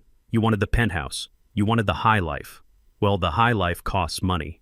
Pay the man." Julian's hands shook as he reached into his tuxedo jacket. He pulled out his wallet. It was a sleek leather thing I had bought him for his birthday. He pulled out a credit card. It was a platinum card, a card attached to the account I had funded for years. "I will pay it," he whispered, his voice sounding thin and brittle. "I will pay it, and then I will never speak to you again." He handed the card to Mr. Sterling. "Run it," he said, trying to muster a shred of dignity. Mr. Sterling took the card. He pulled a portable card reader from his pocket. He inserted the chip. The machine beeped. A harsh, dissonant sound. Mr. Sterling looked at the screen. He frowned. He pulled the card out and wiped it on his sleeve. He inserted it again. Beep.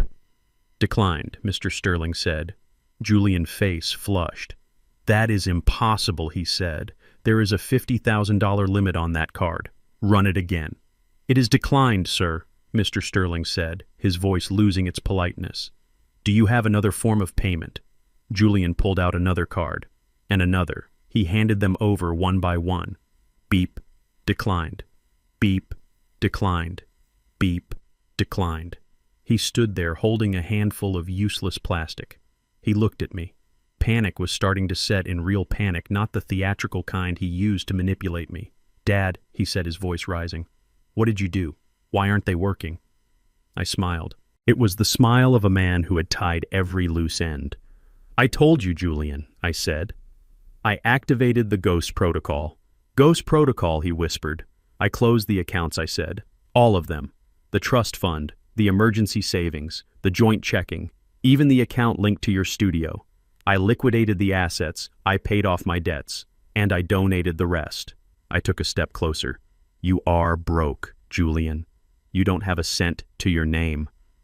The Porsche in the parking lot. It is repossessed. The equipment in your studio, sold. The clothes on your back. They are probably the only thing you own, and I am pretty sure you put those on a card that just got canceled. Julian dropped the cards. They clattered onto the marble floor like plastic rain. You left me with nothing, he screamed. Nothing. I left you with your freedom, I said. You wanted to be independent. You wanted to be free of my influence. Congratulations. You are free. Mr. Sterling cleared his throat. He wasn't interested in the family drama. He was interested in his money. Mr. Coleman, he said, stepping closer to Julian, his posture threatening. If you cannot pay, I will have to call the authorities. Theft of services is a felony. Julian looked at Brittany.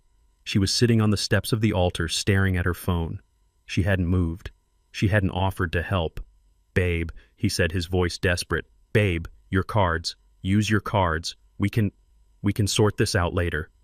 Brittany looked up. Her eyes were cold, dead.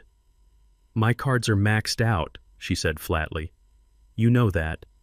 You said you would pay them off after the wedding, but we have to do something. Julian pleaded. They are going to arrest me. Then let them. Brittany said. Julian reeled back as if she had punched him. I watched the realization wash over him. He was alone, truly alone. The woman he loved didn't care. His best friend had betrayed him. His father had finally stopped saving him. He looked at me one last time. There was no arrogance left, no pride, just the terrified look of a boy who had wandered too far into the dark woods. Dad, help me, he whispered. Please. I looked at him. I felt the old instinct rising, the urge to fix it, the urge to write the check. But then I looked at the coffee stain on the floor of my memory. I heard the words, old and ugly. I saw the text messages. I am sorry, sir, I said to Mr. Sterling. I do not know this man. I turned my back on him. Call the police, Mr. Sterling, I said over my shoulder. I believe that is standard procedure for vagrants who try to crash a party. I walked away. Behind me, I heard Julian sobbing. I heard Mr. Sterling on his radio calling for the police. I didn't stop. I didn't slow down. I walked toward the exit, toward the fresh air, toward the rest of my life. I had paid the bill, but the cost was my son. And as I walked out into the sunlight, I knew it was a price I had to pay. Because sometimes you have to let the tower fall so you can see the sky again. The wedding was over. The marriage was dead, and Julian Coleman was about to learn the hardest lesson of all. You can't put a price on loyalty, but you certainly have to pay for betrayal. The air in the ballroom was suffocating, thick with the smell of dying flowers and imminent ruin. I stood near the heavy oak doors, my hand resting on the brass handle, but I did not push it open yet. I needed to see the final act. I needed to see the moment when the parasite realized the host was dead. Mr. Sterling was speaking rapidly into his phone, his eyes darting between the exits and the groom, ensuring no one fled before the authorities arrived. Julian stood alone in the center of the dance floor. His tuxedo was disheveled, his face a map of absolute terror. He looked around the room, searching for a lifeline, searching for anyone who could pull him out of the grave he had dug. His eyes landed on Brittany. She was standing near the overturned wedding cake, her white dress stained with frosting and dirt. She looked like a statue of misery. But unlike Julian, whose fear was rooted in the loss of his father, hers was rooted in the loss of her future. She was calculating. Even now, amidst the wreckage of her wedding, I could see the gears turning behind her tear-filled eyes. She was doing the math. Julian stumbled toward her. He moved like a drunk man, his legs heavy with the weight of his debts. He reached out for her, his hands shaking. "Brittany," he choked out, his voice wet and desperate. "Brittany, baby, please. You have to help me." He tried to grab her hand, but she snatched it away as if he were burning. She took a step back, her heels clicking sharply on the marble. Her face changed. The mask of the grieving bride slipped away, revealing the cold, hard features of a woman who had just realized she bet on a losing horse. "Help you," she spat. Her voice was not loud, but in the silence of the empty hall it sounded like a gunshot. "Why would I help you? You are nothing." Julian froze. He looked at her confused, as if she were speaking a language he did not understand. But we are married," he stammered. "We are a team. I love you." "Love?" Brittany laughed. It was a harsh, jagged sound that scraped against the nerves. "You think this was about love? You think I stood up there and promised my life to you because of love?" She stepped closer to him, her eyes blazing with a fury that had nothing to do with heartbreak and everything to do with a failed investment. "I married you because you were supposed to be my exit strategy," she hissed. "You were supposed to be the golden ticket. You told me you were rich. You told me your father was a silent partner in the city. You told me we would live in the penthouse. I thought I was," Julian whispered. "I thought he would give it to me." "You thought," she mocked him, sneering. "You are a 32-year-old man, Julian. You don't think. You just take. And now you have nothing to take." She looked him up and down, her gaze traveling over his torn suit, his scuffed shoes, his trembling hands. She looked at him with the same expression one might look at a piece of roadkill. "Look at you," she said. "You are pathetic. You are broke. You have a mountain of debt. You have criminal charges waiting for you outside that door, and you have a father who just exposed you for the fraud you are." She reached for her left hand. She clawed at her ring finger, the engagement ring, the one I had paid $20,000 for because the first one wasn't big enough, flashed under the chandeliers. She yanked it off, scratching her skin in her haste. "I don't want this," she screamed. "I don't want your name. I don't want your debt, and I certainly don't want you." She threw the ring. It was a violent motion. The diamond arced through the air, catching the light one last time before it struck Julian square in the chest. It bounced off his lapel and skittered across the floor, spinning like a top before coming to rest in a puddle of spilled champagne. Julian stared at the ring. He stared at the empty space on her finger. "Brittany, please," he begged, falling to his knees. "I can fix this. I can talk to him. I can make him understand." "You can't fix anything," she yelled, her voice rising to a shriek. "You are useless. You are a useless, broke liar. I only married you because your father was rich. That is it. That is the only reason. I tolerated your touch. I tolerated your stupidity, and I tolerated your family because I thought there was a payoff at the end." She leaned down, her face inches from his so he could see the absolute loathing in her eyes. "But the check bounced, Julian. And so did you." She straightened up, smoothing her dress with a jerky, angry motion. She looked around the room, realizing for the first time that her parents were gone, dragged away in handcuffs, that her lover Michael had fled, and that she was alone with the man she despised. "I am leaving," she announced. "I am going to find a lawyer. I am going to annul this farce before the ink is even dry. Do not follow me. Do not call me. If I ever see you again, I will spit in your face." She turned on her heel. She grabbed her purse from the table, clutching it like a shield. She walked toward the side exit, walking past the stunned venue staff, past the waiting police officers. She walked with her head high, not because she had dignity, but because she refused to show weakness to the man she had just destroyed. Julian stayed on the floor. He was on his knees in the middle of the debris of his life. He looked at the door where she had exited. He looked at the ring lying in the puddle. He looked at the empty altar where I had stood just minutes ago. The weight of it all finally crushed him. The facade he had built for 10 years, the lies, the posturing, the arrogance, it all shattered. He let out a sound that wasn't human. It was a howl. a long, agonizing wail of a man who has lost everything. He slumped forward, his hands hitting the floor, his forehead resting on the cold stone. His shoulders shook with violent sobs. He had no wife. She had never loved him. He had no father. I had washed my hands of him. He had no money.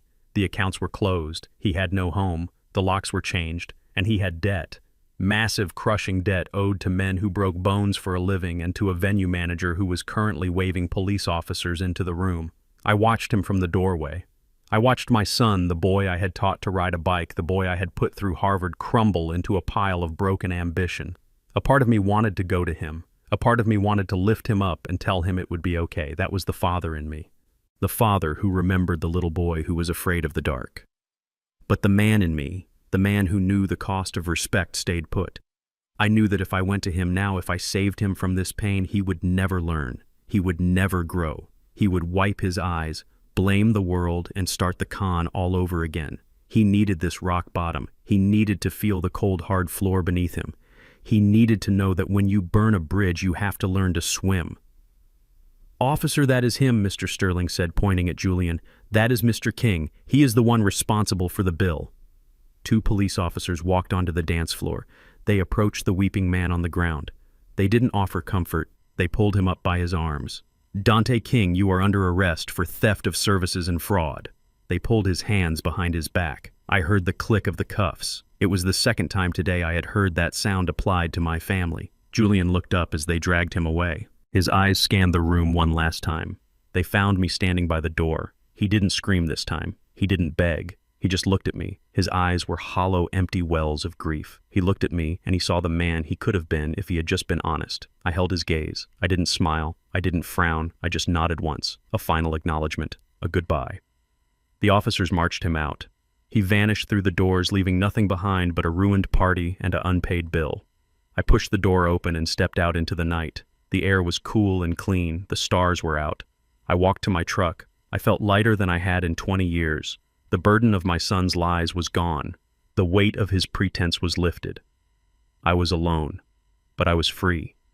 I started the engine. I had a long drive ahead of me. I had a farm to buy. I had a new life to build. And for the first time in a long time, I was looking forward to the work. I stood over the wreckage of the wedding, looking down at the microphone lying on the marble floor. It was scuffed and dented, a piece of electronic debris in a room full of shattered lives. The police officers were holding Julian near the exit, waiting for the transport van. He was slumped against the doorframe. His tuxedo jacket torn his face, a mask of snot and tears. He looked like a child who had broken a vase and was waiting for the punishment to stop, but the punishment was just beginning. I bent down.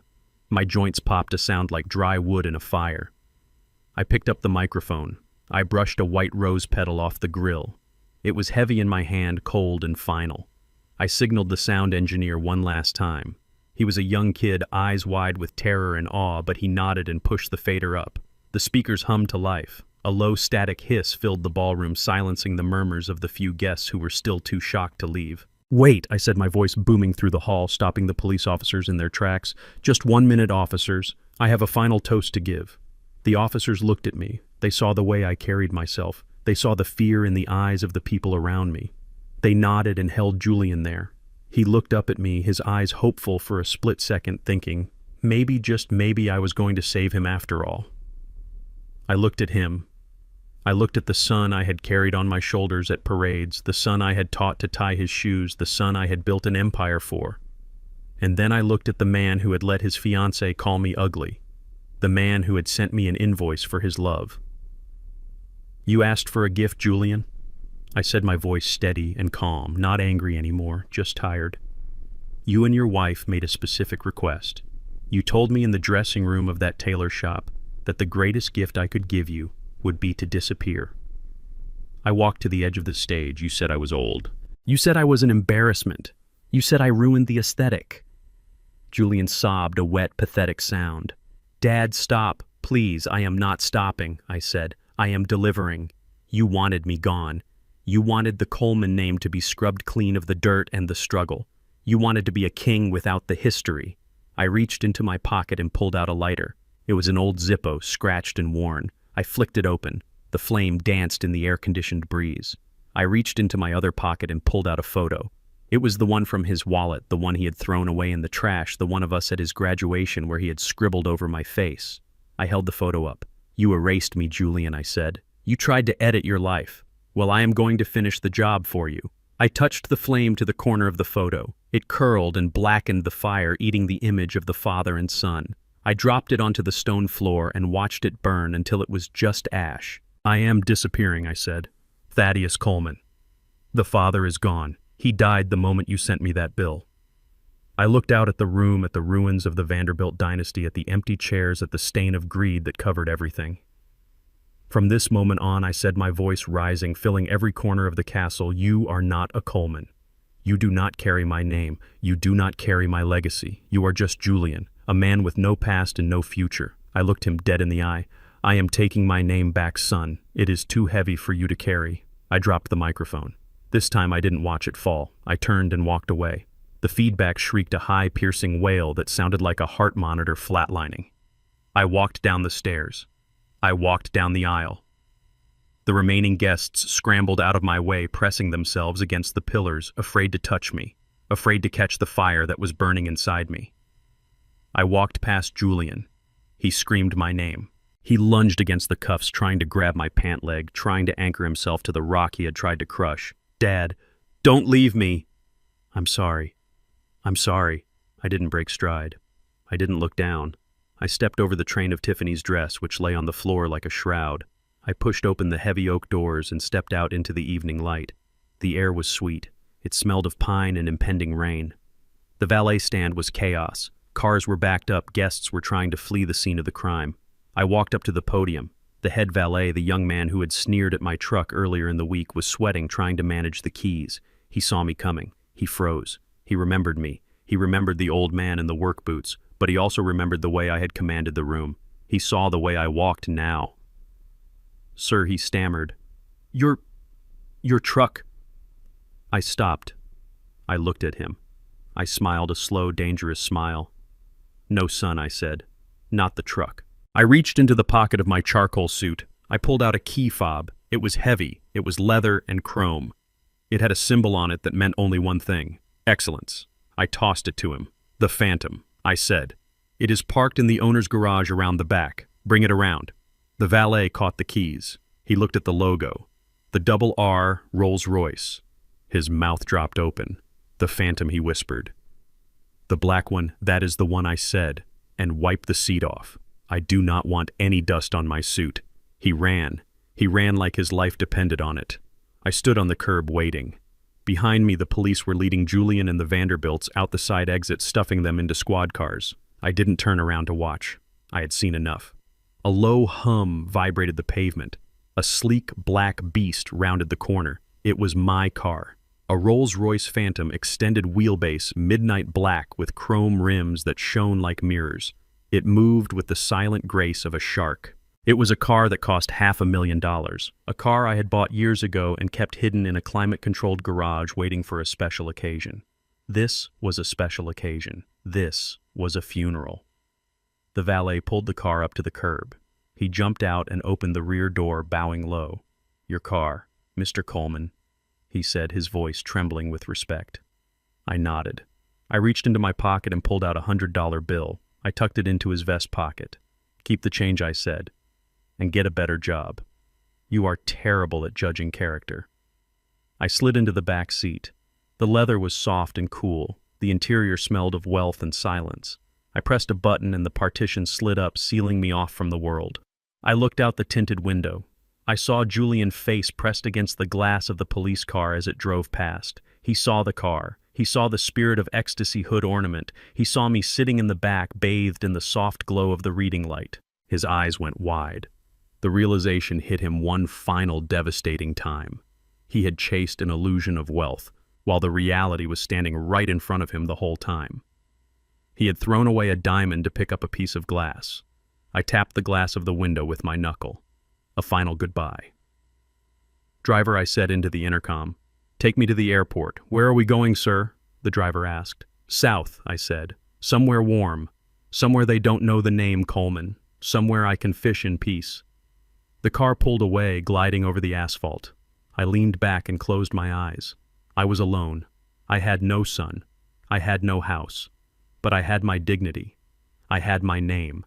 And for the first time in a long time, I had silence. The rearview mirror reflected the chateau shrinking in the distance, a castle of lies crumbling on the hill. I turned my head away. I was done looking back. The road was open, and I was driving. 3 months had passed since I walked out of the chateau and into my new life. 3 months of silence, 3 months of peace.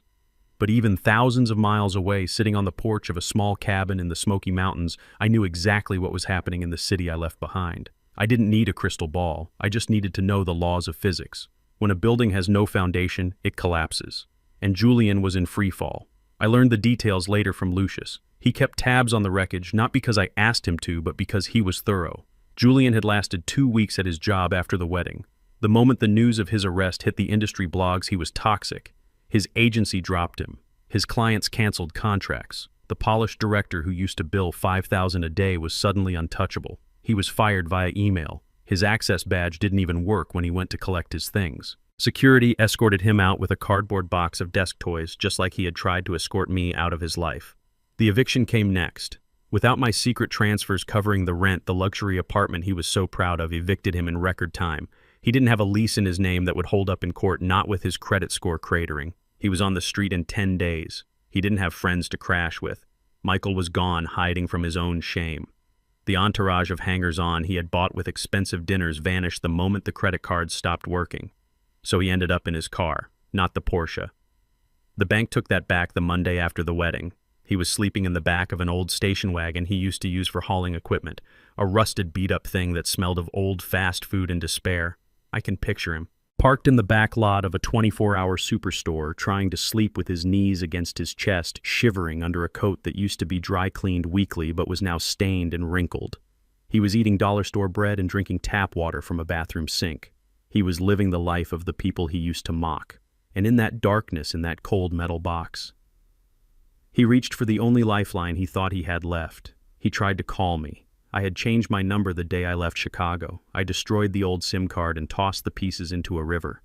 But Julian didn't know that. He dialed the digits he had known his whole life. The digits he used to call when he wanted pizza money, when he wanted bail money, when he wanted a new lens for his camera. He probably held the phone to his ear, his hand shaking, praying for the ringtone, praying to hear my voice. Even if I was angry, even if I yelled, he just wanted to hear his father. But he didn't get a ring. "We are sorry. The number you have reached is not in service. Please check the number and try your call again." The mechanical voice of a machine. Cold, indifferent, final. He probably dialed it again. And again. Hoping it was a mistake. Hoping the network was down. But the message never changed. The line was dead. The connection was severed. He realized then that I wasn't just mad. I was gone. Desperation makes men do stupid things. It makes them chase ghosts. He drove to the old house on Coleman Avenue, the Victorian mansion, the wedding gift he had spat on. He probably thought I was bluffing about the sale. He probably thought I was sitting inside waiting for him to come crawling back so I could lecture him and then open the door. He thought it was a game of chicken and he was ready to blink. He pulled up to the curb. The house looked beautiful. The windows were glowing with warm yellow light. Smoke was curling from the chimney. It looked like safety. It looked like home. He ran up the steps. He didn't bother with his keys because he knew the locks would be changed, but he pounded on the heavy oak door. The brass knocker, the one Brittany had hated, clanged against the wood. "Dad!" he screamed. "Dad, let me in. I know you are in there. I am sorry. I am hungry. Please, open the door." The door opened, but it wasn't me. A young man stood there. He was wearing a flannel shirt and holding a baby in his arms. He looked tired, but happy. Behind him, a woman was laughing in the kitchen. The house smelled of cinnamon and roasted chicken. "Can I help you?" the young man asked, eyeing Julian's disheveled appearance warily. Julian froze. He looked past the man into the foyer. He saw a tricycle in the hallway. He saw pictures on the wall that weren't ours. "Where is Thaddeus?" Julian stammered. "Where is my father?" The man frowned. "There is no Thaddeus here, buddy. This is the St. Jude transition home. We moved in 3 months ago. Transition home." Julian stepped back as if he had been slapped. But this is my house," he whispered. "My father, he bought it for me." The man shifted the baby to his other hip. Look, pal, I don't know what to tell you. The deed belongs to the charity. The previous owner donated it. Now, if you don't mind, you are letting the cold air in. He closed the door. The sound of the latch clicking shut echoed in the night.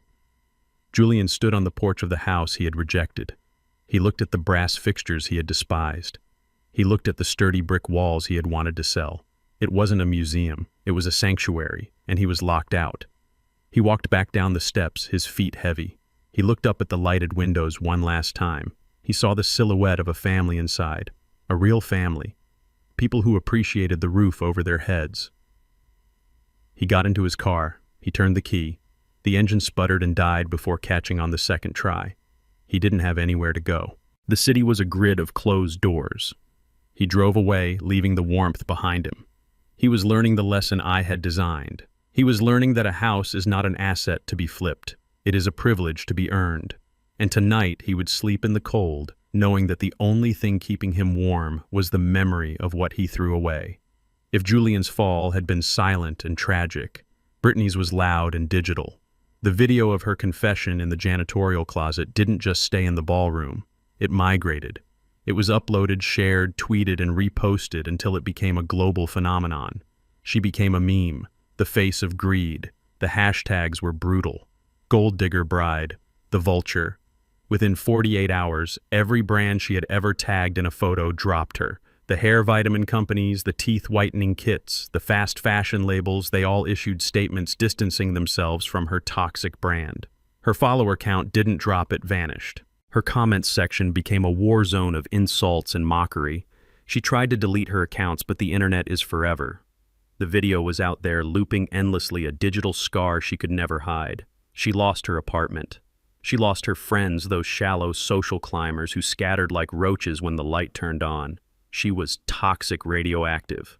No respectable man would date her. No respectable company would hire her.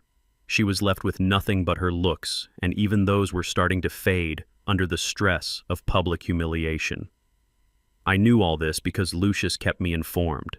It wasn't gloating, it was due diligence. We needed to know where the threats were. 6 months had passed since the wedding. I was back in the city for a night attending the annual Children's Hospital Gala. It was the kind of event I used to avoid, but now, as the founder of the King Foundation, I had a responsibility to show my face. I wore a new tuxedo cut from midnight blue silk. I didn't look like a gardener. I looked like a man who could buy the building. I was standing near the bar, nursing a sparkling water, watching the crowd. The room was filled with the city elite. The same people who had been at the wedding were here pretending they hadn't witnessed the carnage. They nodded at me with respect now. They knew the score. I turned to the bar to set my glass down. "Hello, Thaddeus." The voice was soft, breathy, familiar. It was a voice designed to charm, to disarm, to manipulate. I turned slowly. Standing behind the bar, wearing a black vest and a white shirt that was unbuttoned just enough to be unprofessional, was Brittany. She looked different. The expensive highlights were gone, replaced by a duller box dye job. Her skin looked tired, the makeup a little too heavy, trying to cover the sleepless nights. But her eyes were the same. They were blue and calculating, scanning me like a barcode reader. She was working the event. The princess who wanted a penthouse was pouring gin and tonics for the people she used to try to impress. "Brittany," I said, my voice neutral. "I didn't think I would see you here," she said, leaning over the bar, pushing her chest forward. "I heard you were living on a farm now, playing cowboy." "I am," I said. "I just came into town to sign some checks." Checks. The word acted on her like a drug. Her pupils dilated. She licked her lips. "You look good, Thaddeus," she purred. "Really good. Distinguished. That suit fits you much better than the one at the wedding." I looked at her. She wasn't embarrassed. She wasn't hiding. She was hunting. She had spotted a target and she was reverting to her factory settings. Seduce, manipulate, extract. "You are working," I observed. "Yeah," she sighed, brushing a stray hair from her face. "It is temporary. Just until I get my business back off the ground. The internet, well, people have short memories. I will be back on top soon." She poured a glass of champagne and slid it toward me. It was on the house. "I miss you, Thaddeus," she said, lowering her voice to an intimate whisper. "I really do. I miss our talks." "We never talked, Brittany," I said. "You talked at me. You insulted me. That was a misunderstanding, she said quickly, waving her hand as if erasing history. I was stressed. I was under so much pressure from my parents. You know how they are. They forced me into that mindset. They made me think money was everything. She reached across the bar trying to touch my hand. I moved it away. But you taught me a lesson, she continued undeterred. You really did. When you stood up there on that stage, it was powerful. It was the most masculine thing I have ever seen. Julian was a boy. But you are a man. I felt a wave of nausea. She was flirting with me. She was flirting with the father of the man she destroyed. She was trying to pivot. If the son was a bust, maybe the father was open for business. It was depraved. It was desperate. You know, she whispered, leaning in so close I could smell the cheap perfume she was wearing now. I always thought Julian wasn't enough for me. He was weak. He didn't have your fire. He didn't have your strength. I think that is why I acted out. I was looking for a real man. She looked up at me through her lashes, a practiced look of vulnerability. I am sorry, Thaddeus. I am so sorry for everything. I was young and stupid, but I have changed. Look at me. I am working. I am humble. She paused, letting the silence hang, hoping I would fill it with forgiveness, or better yet, a credit card. I could really use a friend right now, she said softly. My landlord is threatening to evict me. My car broke down. I am all alone, and I know you are alone too. Maybe we could help each other. I looked at her. I looked at the woman who had called me ugly, the woman who had called my son an idiot, the woman who had planned to put me in a nursing home and wait for me to die. She hadn't changed. She hadn't learned a single thing. She had just changed tactics. She was a virus looking for a new host. I picked up the champagne glass she had poured. She smiled, thinking I was accepting the offering. You are right, Brittany, I said. I am alone, and I like it that way. Her smile faltered. And you are right about something else, I continued. Julian was weak. He was weak because he let you into his life. He let a viper into his bed because he liked the way its scales shined. I set the glass back down on the bar with a sharp click. I didn't drink it. You are not humble, Brittany, I said, my voice cold enough to freeze the alcohol in the bottles behind her. You are hungry. There is a difference. You are not sorry you did it. You are sorry the check bounced. Thaddeus, please, she hissed, dropping the act, her eyes hardening. Do not be like that. I am drowning here. You have millions. You wouldn't even miss $5,000. Just help me out for old times' sake. Old times, I laughed a dry, humorless sound. The old times where you planned to divorce my son and steal my house. Those old times. Yes, she snapped, desperate now. Yes. I was honest about that, wasn't I? At least I had a plan. Julian was a loser. He lied to me too. He told me he was rich. We were both playing a game. I just played it better until you got involved. So pay me. Pay me for my time. Pay me for the humiliation. Give me something. She was shaking. The mask was gone completely. She was just a grifter with her hand out demanding payment for a con that failed. I reached into my pocket. Brittany's eyes followed the movement. She held her breath. I pulled out a business card. It wasn't mine. It was one I had picked up in the lobby. It was for a temp agency, a place that hired day laborers for factory work. Here, I said, sliding it across the bar. What is this? She asked, staring at it. It is an opportunity, I said. They pay $15 an hour. It is hard work, packing boxes, standing on concrete, but it is honest. She looked at the card, then at me, her face twisted into a sneer. I am not working in a factory, she spat. I am a model. I am a brand. You are a bartender, I corrected her. And if you don't get back to work, you are going to be an unemployed bartender. I looked over her shoulder. The bar manager, a stern man in a blazer, was watching us. He had seen her stop serving customers. He had seen her leaning over the bar. He looked unhappy. Your boss is watching Brittany, I said. She spun around. She saw the manager. She went pale. You did that on purpose, she hissed at me. You distracted me. I didn't do anything, I said, backing away. I just ordered a water. You are the one who tried to sell me a sob story. I turned and walked away. I heard her cursing under her breath. I heard the clink of glass as she angrily threw the champagne flute into the sink. I walked back into the crowd of the gala. I felt clean. I felt light. I had seen the ghost of my son past, and she was fading. She was dissolving into the background noise of the city. She would keep trying. She would find another mark, another man to fool, another host to bleed. But it wouldn't be me, and it wouldn't be my son. We were immune. I left the gala early. I didn't stay for the speeches. I had seen enough. I drove my rental car back toward the highway, toward the quiet of the country. Brittany was still in that bar pouring drinks looking for a savior. Julian was in a cell looking at a bank book, and I was on the road looking ahead. The rear-view mirror was empty. The past was finally gone. I stood at the bar of the charity gala, nursing a sparkling water and watching the crowd of wealthy patrons mingle. I had not planned on staying long, but duty to the foundation required me to show my face. The room was filled with the city elite people who 2 years ago would not have looked twice at me unless they needed something repaired.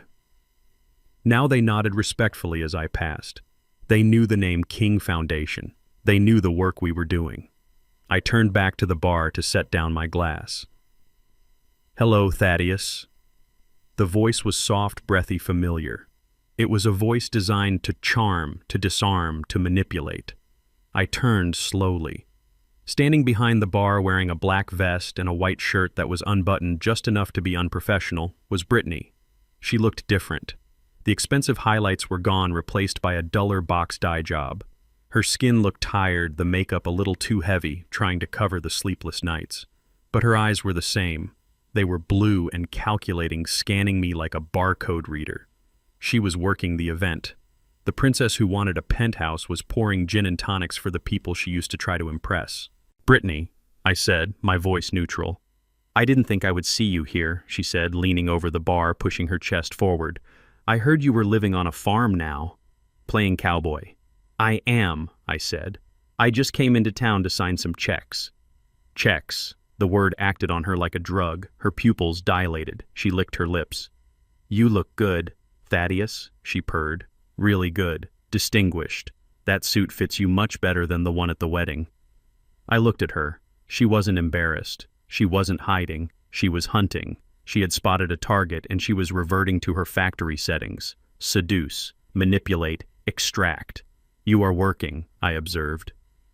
"Yeah," she sighed, brushing a stray hair from her face. "It is temporary, just until I get my business back off the ground. The internet? Well, people have short memories. I will be back on top soon." She poured a glass of champagne and slid it toward me. It was on the house. "I miss you, Thaddeus," she said, lowering her voice to an intimate whisper. "I really do. I miss our talks." "We never talked, Brittany," I said. "You talked at me. You insulted me." "That was a misunderstanding," she said quickly, waving her hand as if erasing history. "I was stressed. I was under so much pressure from my parents. You know how they are. They forced me into that mindset. They made me think money was everything." She reached across the bar, trying to touch my hand. I moved it away. "But you taught me a lesson," she continued, undeterred. "You really did. When you stood up there on that stage, it was powerful. It was the most masculine thing I have ever seen. Julian was a boy. But you are a man." I felt a wave of nausea. She was flirting with me. She was flirting with the father of the man she destroyed. She was trying to pivot. If the son was a bust, maybe the father was open for business. It was depraved. It was desperate. "You know," she whispered, leaning in so close I could smell the cheap perfume she was wearing now. "I always thought Julian wasn't enough for me. He was weak. He didn't have your fire. He didn't have your strength. I think that is why I acted out. I was looking for a real man."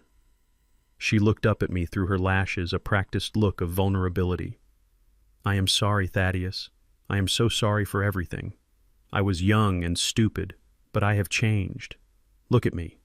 I am working. I am humble." She paused, letting the silence hang, hoping I would fill it with forgiveness or, better yet, a credit card. "I could really use a friend right now," she said softly. "My landlord is threatening to evict me. My car broke down. I am all alone. And I know you are alone too. Maybe we could help each other. I looked at her. I looked at the woman who had called me ugly, the woman who had called my son an idiot, the woman who had planned to put me in a nursing home and wait for me to die. She hadn't changed. She hadn't learned a single thing. She had just changed tactics. She was a virus looking for a new host. I picked up the champagne glass she had poured. She smiled, thinking I was accepting the offering. "You are right, Brittany," I said. "I am alone, and I like it that way." Her smile faltered. "And you are right about something else," I continued. "Julian was weak. He was weak because he let you into his life. He let a viper into his bed because he liked the way its scales shined."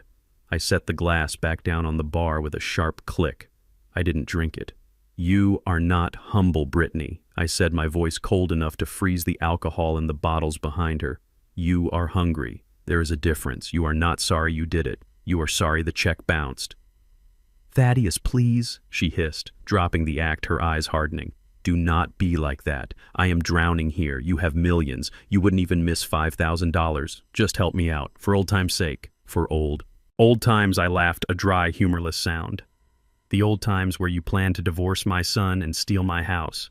Those old times." "Yes," she snapped, desperate now. "Yes. I was honest about that, wasn't I? At least I had a plan.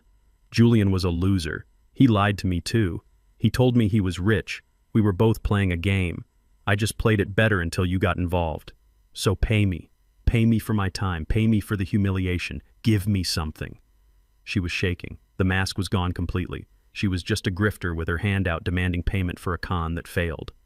I looked past her shoulder. I saw the bar manager approaching. His name was Carlos. He was an old friend from my days in construction. I had helped him get the contract for this venue years ago. "Carlos," I called out, raising my hand. Carlos hurried over, his face lighting up when he saw me. "Mr. King, it is an honor. Is everything all right? Can I get you something special from the reserve?" "Everything is fine, Carlos," I said. "But I think you have a problem with your staff." Carlos frowned, looking at Brittany. "What is it, sir?" "This young woman," I said, pointing at her. "She is harassing me. She is asking for money. She is making inappropriate comments. I am trying to enjoy the evening, and she won't leave me alone." Brittany's mouth dropped open. "Thaddeus," she gasped. "You wouldn't." "I just did," I said. Carlos' face turned red. He turned to Brittany. "Is this true? Were you bothering Mr. King?" I know him," Brittany stammered. He was my father-in-law." "I don't care who he is," Carlos snapped. "You are here to work, not to beg. You are embarrassing the establishment." He pointed to the exit. "Get out. You are fired." But I need this job," Brittany wailed. "I have rent due." "You should have thought of that before you harassed a guest," Carlos said. "Get your things and go, now, or I call security." Brittany looked at me. Her eyes were filled with hate, pure, unadulterated hate. "I hope you die alone," she spat. I smiled. "At least I will die with my dignity." She threw her apron on the floor and stormed out. I watched her go. I watched the door close behind her. "I am so sorry, Mr. King," Carlos said, wiping the bar where she had been leaning. I had no idea. "It is fine, Carlos," I said. "Just do me a favor." "Anything." "Don't hire her back," I said. "She has a habit of biting the hand that feeds her." "I will make a note of it," Carlos said. I turned and walked away. I walked out of the gala into the cool night air.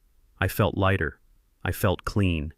Brittany was gone. She was back on the street where she belonged. She would keep trying. She would find another Mark, another man to fool. But it wouldn't be me, and it wouldn't be my son. We were safe. I got into my rental car and drove toward the highway. The city lights faded in the rearview mirror. The past was finally behind me, and the future was wide open. The sun was setting over the ridge, painting the sky in bruised purples and deep oranges. It was the kind of silence you could feel in your bones, the kind of peace I had paid a high price to secure. I was out by the south perimeter checking the fence line. A storm had rolled through 2 nights ago, and I wanted to make sure the posts were still holding firm against the damp earth. I adjusted my work gloves and tested a wire. It was tight. It was strong. Then I heard it. It was a sound that did not belong in the symphony of the countryside. It was not the rustle of a deer or the call of a hawk. It was the sound of metal rattling. It was the sound of a desperate struggle. I turned my head toward the main gate about 200 yards down the gravel road. The security lights had not flickered on yet, but in the twilight gloom I saw a shadow. It was not an animal. It was a man. He was trying to climb the 8-foot security gate. He was clumsy, slipping and scrambling, his boots scraping against the steel bars. I did not run. I did not shout. I simply stood there, my hand resting on the rough wood of the fence post, and watched. I watched as the figure managed to hook a leg over the top and then tumbled down the other side, hitting the gravel with a sickening thud. He lay there for a moment, a heap of dark clothing in the dust. Then slowly, painfully, he pushed himself up. He began to walk up the long driveway toward the house. He was limping.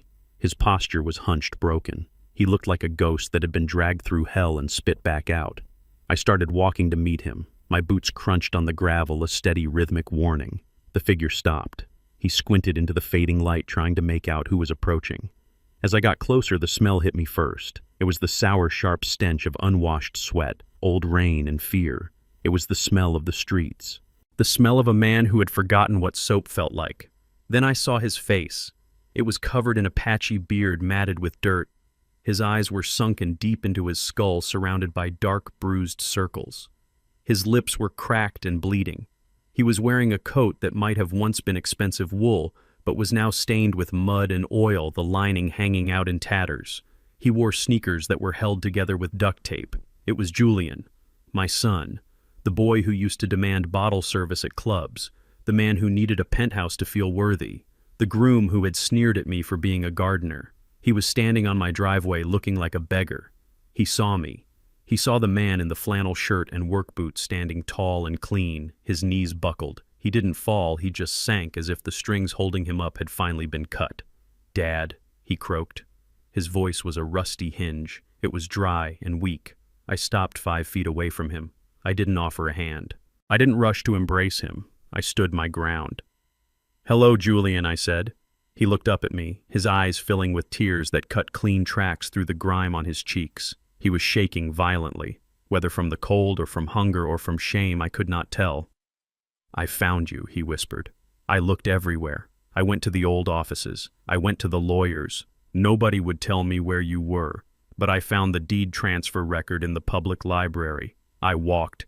Dad, I walked from the bus station. It was 12 miles. 12 miles.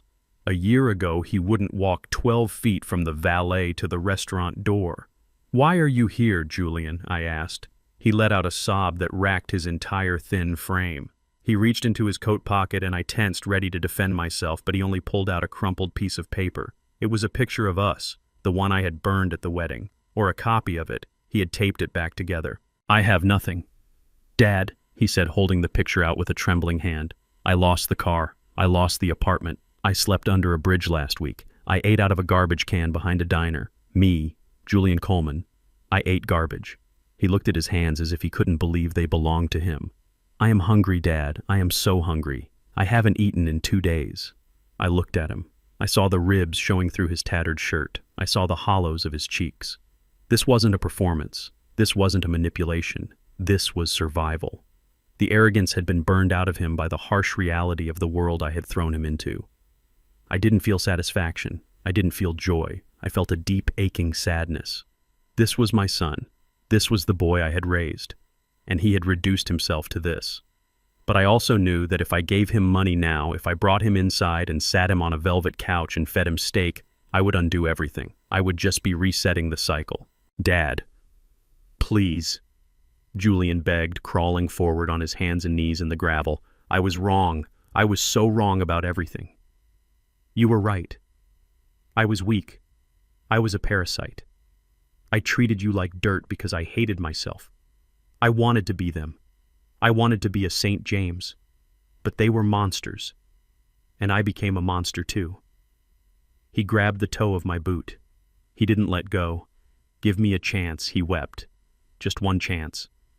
I am not asking for the money back. I am not asking for the house. I am just asking for a chance to live. I don't want to die in the street, Dad. Please, do not let me die." I looked down at him. I looked at the top of his head where the hair was thinning and dirty. I remembered holding that head when he was a baby, promising to protect him from the world. But sometimes protecting your child means letting the world break them so they can rebuild themselves stronger. I pulled my foot away gently. "Stand up, Julian," I said. He struggled to his feet, swaying like a reed in the wind. He looked at me with terrified hope.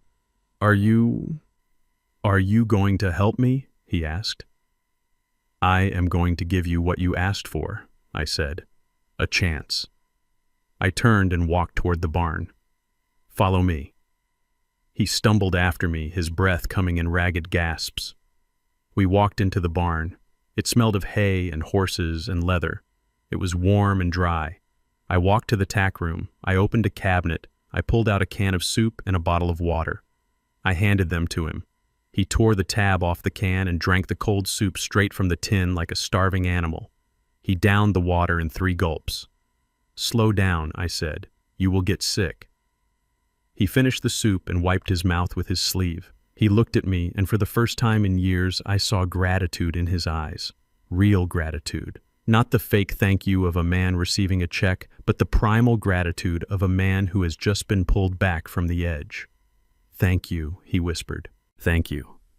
"Do not thank me yet," I said. I reached into the corner and grabbed a shovel. It was heavy with a solid ash handle and a steel blade that was polished from use. I held it out to him. "You said you were wrong," I said. "You said you wanted a chance." "Well, here it is." He looked at the shovel. He looked at me confused. "The stables need cleaning," I said. "There are 4 stalls. They are full of manure. The hayloft needs to be restacked. The water troughs need to be scrubbed." I pointed to the bunkhouse, a small room attached to the barn with a cot and a wood stove. "You can sleep there," I said. "It is dry. It is warm. You will get 3 meals a day. Same food I eat. No better, no worse." I looked him hard in the eye. "But you work, Julian. You work every single day. You wake up when I wake up. You stop when I stop. I will pay you $10 an hour. That is minimum wage. You will save it. You will learn what $1 actually costs in sweat." He stared at the shovel. He looked at his hands, which were shaking. "You want me to be a stable boy," he whispered. "I want you to be useful," I corrected him. "I want you to learn that dignity isn't in a title or a suit. It is in the work." I took a step closer. "If you don't want the job, the gate is back that way. You can walk back to the city. You can go back to the bridge. It is your choice." Julian looked at the gate. He looked at the darkening sky. He looked at the shovel in my hand. He realized that the door to his old life was gone. There was no penthouse waiting. There was no inheritance. There was only this barn, this shovel, and this old man who was offering him the only lifeline he had left. He reached out. His hand was weak, but he grasped the handle of the shovel. He took it from me. "I will do it," he said, his voice barely a whisper. "I will do the work." "Good," I said. I pointed to the first stall. "Start there. The wheelbarrow is outside. Do not spill it." I turned and walked out of the barn. I didn't watch him start. I didn't need to. I heard the scrape of the shovel against the concrete floor. It was a harsh sound, a grinding sound. But to me, it sounded like music. It sounded like a beginning. I walked back to the main house. I sat on the porch and watched the stars come out. I could hear the faint sounds of my son working in the barn. He was slow. He was clumsy. He was weak. But he was working. He had come here looking for a savior. He had found a boss. And maybe if he survived the winter, he would find a father too. But that was up to him. I had given him the tool. Now he had to dig his own way out of the hole he had made. I took a sip of my tea. The night was cold, but I didn't feel it. I felt something else. I felt hope, a small, fragile hope. But it was there. And for tonight, that was enough. I watched him finish the water, gulping it down like it was vintage wine. He wiped his mouth with the back of a hand that was caked in 3 months of street grime. For a moment, he just stood there in the dim light of the barn, swaying slightly, his eyes darting around the space. I knew what he was looking for. He was looking for the guest house key. He was looking for the invitation to come inside and shower in a marble bathroom. He was waiting for the moment where the punishment ended and the comfort began. He thought the soup was the olive branch. He thought he had paid his dues by walking up the driveway. He was wrong. The soup wasn't an olive branch. It was fuel. You do not put gas in a car you intend to leave parked in the garage. You fuel it up because you intend to drive it. I walked over to the tool rack on the far wall. It was organized with military precision, every tool hung in its outline. I reached past the rakes and the hose. I grabbed the square point shovel. It was heavy with a solid ash handle that had been polished smooth by my own sweat over the last year. The steel blade was scraped and dull. It was a tool for moving heavy things. It was a tool for the dirty work. I walked back to Julian. He smiled weakly, a ghost of his old charm trying to surface through the dirt on his face. "So what now, Dad?" he asked, his voice raspy. "Do we go inside? I could really use a shower, and maybe a change of clothes. These rags, they smell." I didn't answer. I held out the shovel. I thrust the handle toward his chest. He looked at it. He looked at my face. He didn't take it. He looked confused, as if I had handed him a live snake. "What is this?" he asked. "It is a shovel," I said, my voice flat and echoing in the high rafters of the barn. "It is used for moving things you do not want to touch with your hands." "I know what a shovel is," he said, a flash of irritation crossing his face. "Why are you giving it to me?" "Because you are hungry," I said. "Because you want a place to sleep. Because you want to live here."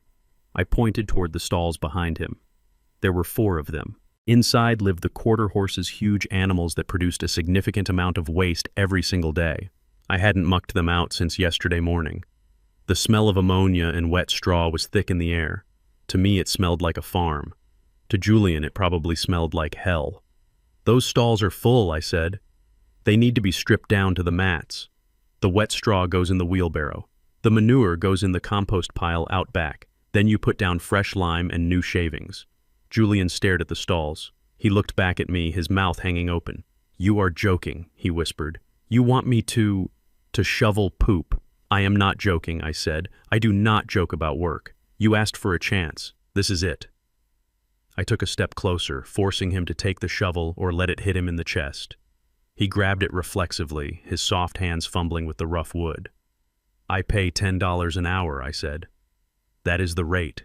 You work, you get paid. You get paid, you can buy food from the pantry. You can pay rent for the cot in the bunkhouse." $10, Julian sputtered. "Dad, I used to bill $500 an hour for consulting. I wore suits that cost more than this barn.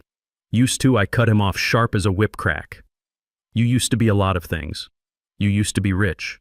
You used to be married. You used to be arrogant. Now you are a trespasser with a can of soup in his belly and a choice to make."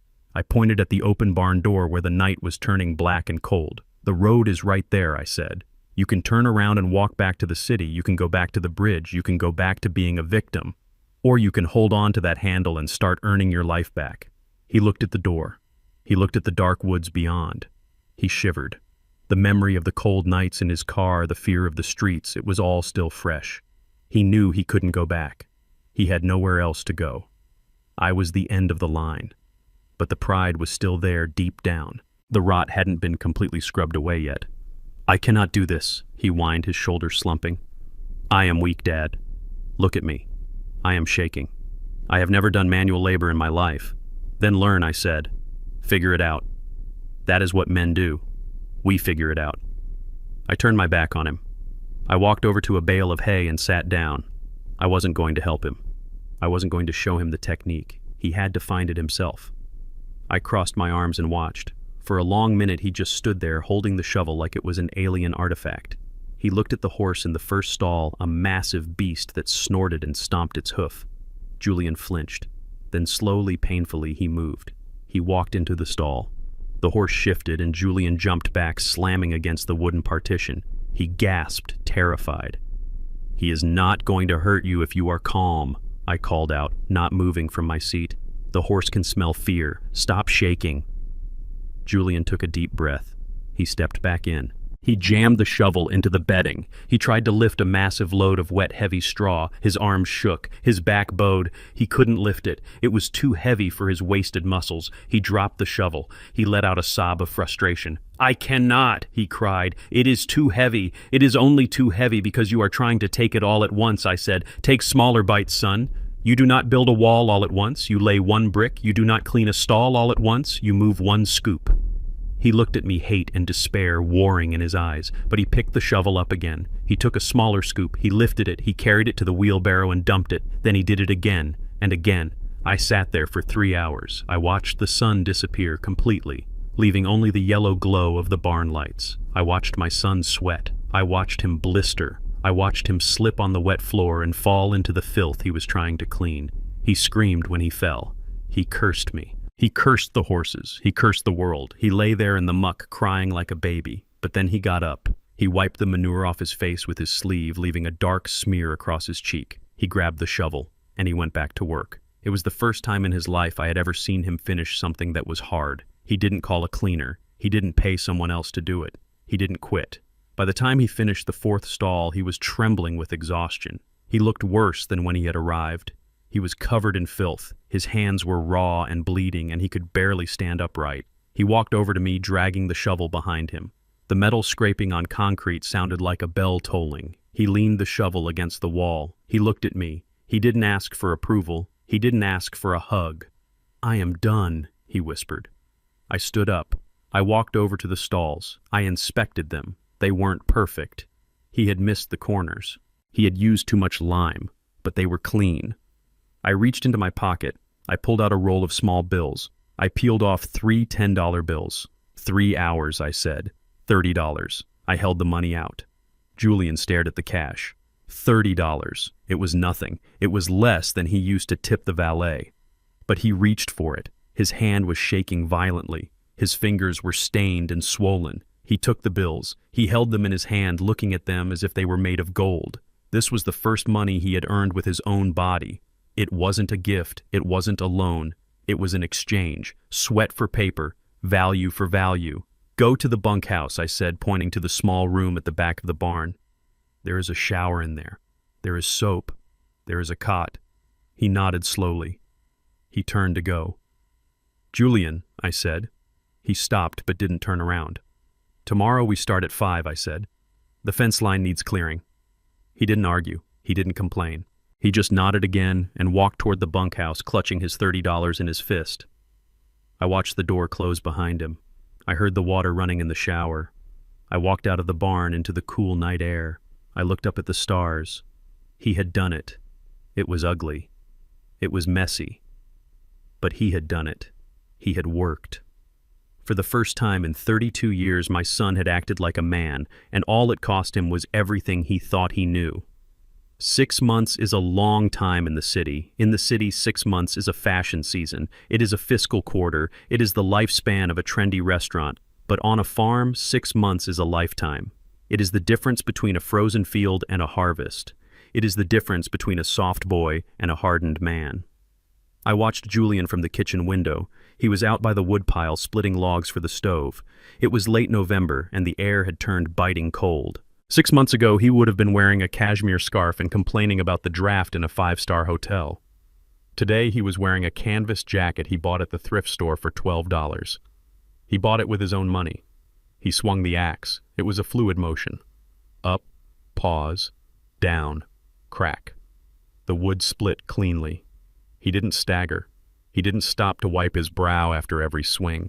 His hands, the hands that used to get manicures, were now stained with walnut oil and covered in calluses that were thick as leather. He had lost 20 pounds of softness and gained 10 pounds of wire muscle. He looked hungry, but he didn't look weak. He was learning the math of survival. He knew now that a cord of wood was worth $80 if you sold it, but it was worth a warm night if you kept it. He knew that a $10 bill represented an hour of sweating in the mud, not a tip for a valet. I walked out onto the porch. "Julian," I called out. He stopped mid-swing. He lowered the axe and looked at me. He didn't flinch. He didn't look down. He met my gaze. "Yes, sir," he said. "It is starting to rain," I said, looking at the gray clouds rolling over the ridge. "Leave the wood. I need you to clear out the attic. The roof leak last spring might have rotted some of the boxes up there. I need to know what is salvageable." He nodded. He put the axe away in the shed. He wiped his boots on the mat before entering the house. He respected the floors now because he was the one who scrubbed them on Saturdays. He went up the narrow stairs to the attic. I stayed in the kitchen making a pot of stew. I listened to his footsteps on the floorboards above me, the slow creak of wood, the sliding of heavy boxes. An hour passed. The rain started drumming on the tin roof, a steady rhythmic beat that usually put me to sleep. But then the footsteps stopped. The sliding stopped. The attic went silent. I waited 10 minutes. Still silence. I turned down the heat on the stove. I wiped my hands on a rag. I walked to the stairs. "Julian," I called up. "Everything all right up there?" No answer. I climbed the stairs. My boots were heavy on the treads. I pushed open the attic hatch and climbed into the dusty gloom. The only light came from a single bare bulb hanging from a rafter and the gray daylight filtering through a small circular window. Julian was sitting on the floor. He was surrounded by old tax documents, broken tools, and crates of clothes I hadn't worn in 30 years. But he wasn't looking at the boxes. He was holding a small black book. I froze. I knew that book. It was a daily planner from 1990, the year Julian turned 2. It wasn't a business ledger, it wasn't a checkbook, it was a survival log. I used to carry it in my pocket when I was a day laborer before the company, before the empire. I wrote everything down because if I lost $1, we didn't eat. Julian didn't hear me come up. He was hunched over the book, reading by the dim light. His shoulders were shaking. I stepped closer. The floorboard creaked. He jumped. He looked up at me. His face was wet. Tears were streaming down his cheeks, cutting through the dust. He looked devastated. He looked like someone had reached into his chest and squeezed his heart. "Dad," he whispered. His voice was choked thick with emotion. I looked at the book in his hands. "You were not supposed to see that," I said quietly. He looked back down at the page he was reading. His finger traced the handwriting, my handwriting from 32 years ago. He read it aloud, his voice trembling. "December 24th, Christmas Eve. Dante needs formula. The soy kind. It costs $4. I only have 3. Sold my winter coat to the pawn shop on 5th. Got $10. Bought the formula. Bought him a red plastic fire truck. It is freezing walking home. But he will eat tonight." Julian looked up at me, his eyes wide with horror and realization. "You sold your coat," he said, "in Chicago, in December, to buy me milk." I didn't say anything, I just stood there. He turned the page. He read another entry. "January 12th. Rent is due. Short $50. Landlord says he will kick us out." I took a double shift at the steel mill. My hands are bleeding. The gloves wore through. I wrapped them in duct tape. I cannot feel my fingers. But I made the rent. Dante is sleeping. He looks warm. That is all that matters. He flipped through the pages faster now, desperate to absorb the history he had never known. February. Skipped lunch all week to save for Dante's shoes. March. Walked 5 miles to work to save bus fare for Dante doctor visit. He stopped. He slammed the book shut as if it were burning his hands. He looked at me, and for the first time he really saw me. He didn't see the rich father he had exploited. He didn't see the old man he had banned from his wedding. He saw the man who had starved so he could eat. He saw the cost. "You never told me," he sobbed. "You never told me we were poor. I always thought we had money. I thought you were just cheap.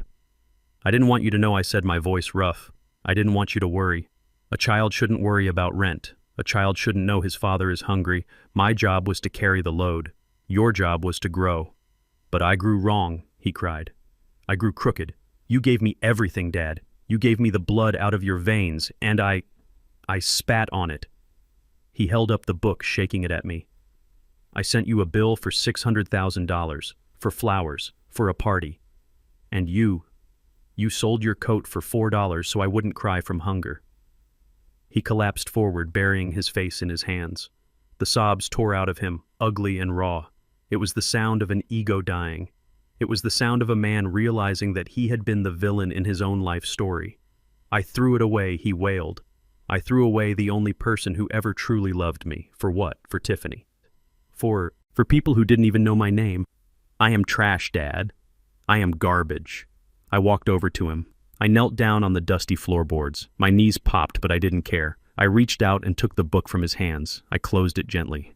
"You were lost, son," I said. "I am still lost," he wept. "How do I fix this? How do I ever pay you back for that coat, for the hunger, for the bleeding hands? $600,000 isn't enough. $1 million isn't enough. You cannot pay me back," I said. "That is not how this works. You cannot buy the past." "Then what do I do?" he asked, looking at me with desperate, pleading eyes. "You pay it forward," I said. He blinked, confused. "You learn what $1 means," I said. "You learn that money isn't magic. It is stored energy. It is stored life. When you spend $1, you are spending a piece of someone's life. Maybe yours, maybe mine, but it costs something. I tapped the cover of the black book. I wrote this down so I wouldn't forget, I said. I didn't write it to guilt you. I wrote it to remind myself why I was working. I was working for you. I stood up. I offered him my hand. It was calloused, rough, and scarred. The hand that had taped itself up to work a double shift. He looked at my hand. He hesitated. He didn't think he was worthy to touch it. "Take it, Julian," I commanded. He reached out. His hand was rough now, too. He gripped my hand. It was a strong grip, the grip of a man who had been shoveling manure for 6 months. I pulled him up. He stood there wiping his eyes with his dirty sleeve. "You are not trash," I said. "Trash doesn't cry when it reads a diary. Trash doesn't work in a barn for $10 an hour. You are just a man, Julian. A man who made mistakes." I picked up the box of old clothes I had sent him to find. "Now," I said, handing him the box, "finish the job. These go to the Goodwill. We do not need them." He took the box. He nodded. He didn't say anything else. He didn't need to. The silence between us wasn't empty anymore. It was filled with understanding. He walked toward the hatch. He stopped and looked back at me. "Dad," he said. "Yeah. Can I keep the book? Just for tonight. I want to read the rest." I looked at the little black book in my hand. It was my history, my struggle. "Keep it," I said, tossing it to him. "Read it. Memorize it." He caught it. He held it against his chest like a shield. "Thank you," he whispered. He climbed down the ladder. I listened to his footsteps fading. They sounded different now. He wasn't walking like a victim anymore. He was walking like a man who knew the weight of the ground he stood on. I stood in the attic for a moment, listening to the rain. I felt a lightness in my chest I hadn't felt in years. He knew. Finally he knew. The invoice was gone. The penthouse was gone. The lies were gone. All that was left was the truth. And the truth cost $4 and a winter coat. I climbed down the ladder. The stew was bubblings on the stove. It smelled rich and hearty. Tonight we would eat, and for the first time my son would know exactly what that meal was worth.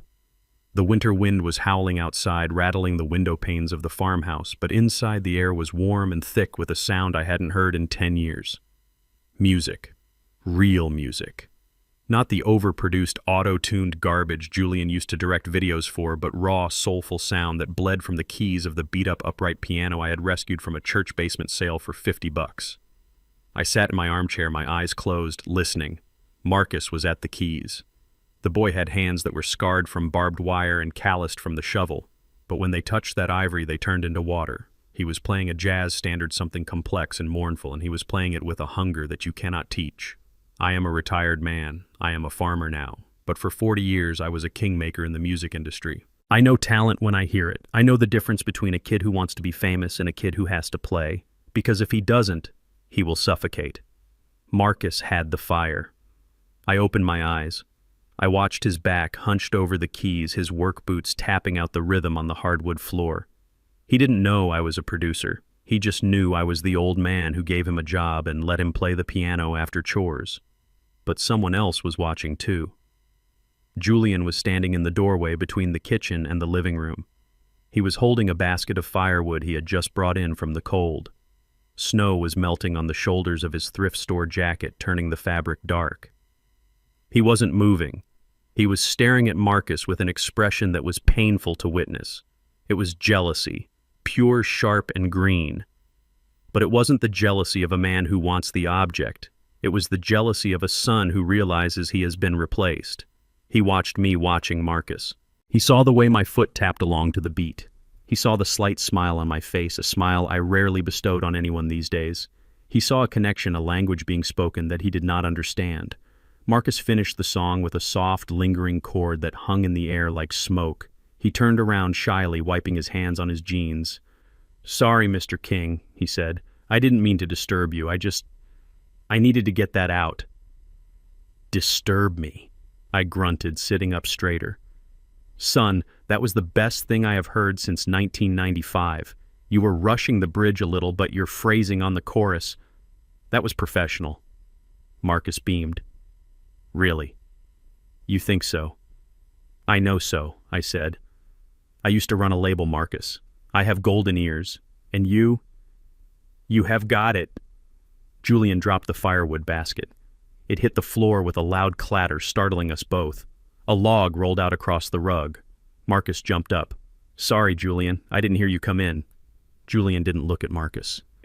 He looked at me. His face was pale, his lips pressed into a thin line. "You used to run a label," he repeated, his voice tight. "You never talk about the label anymore. You told me that part of your life was dead."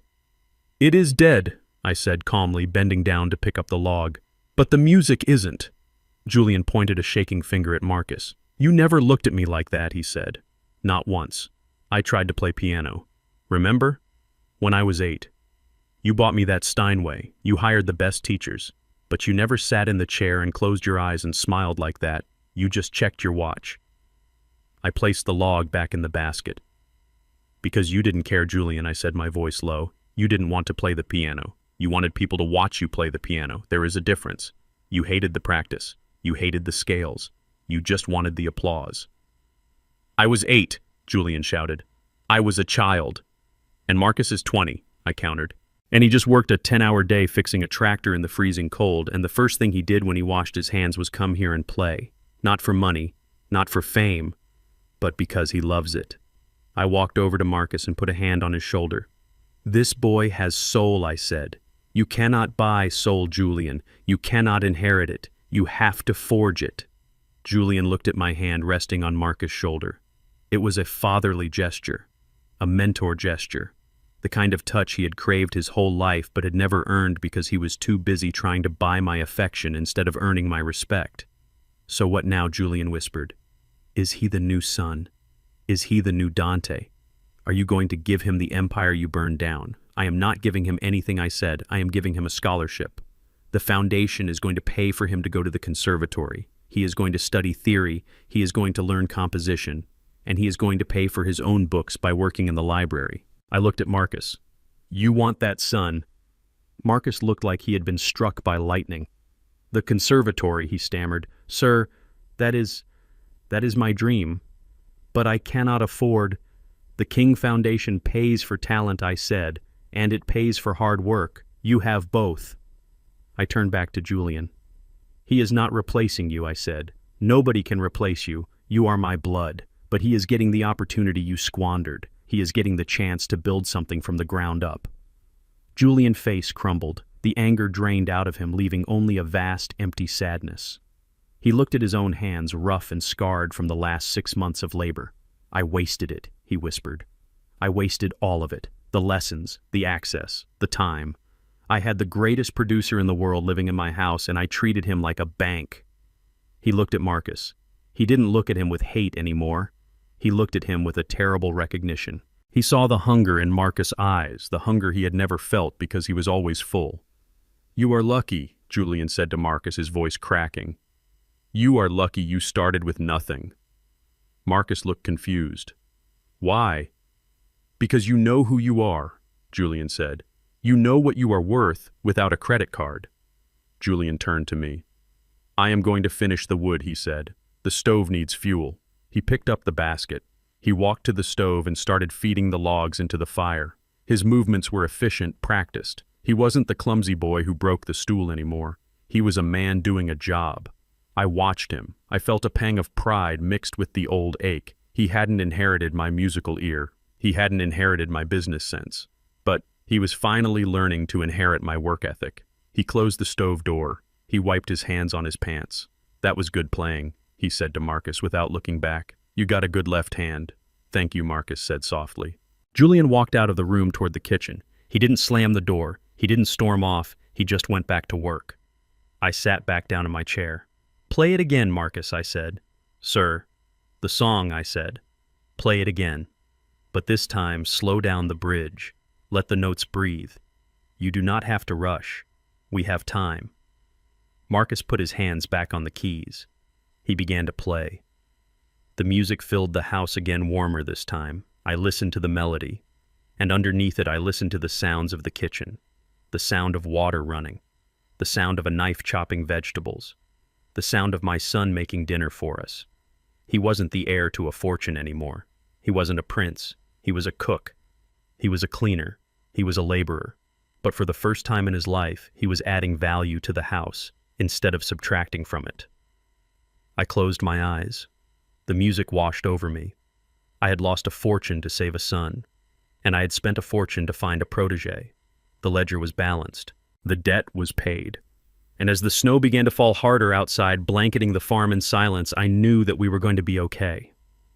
It wasn't the life I had planned. It wasn't the dynasty I had dreamed of.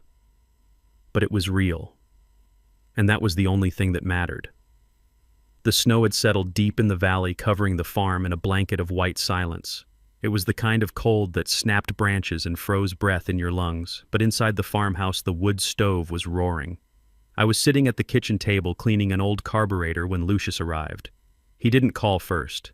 He just drove his sedan up the icy track, the tires crunching on the frozen gravel.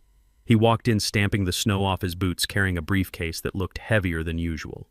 He looked like a man who had just watched a building collapse and was bringing me the photos.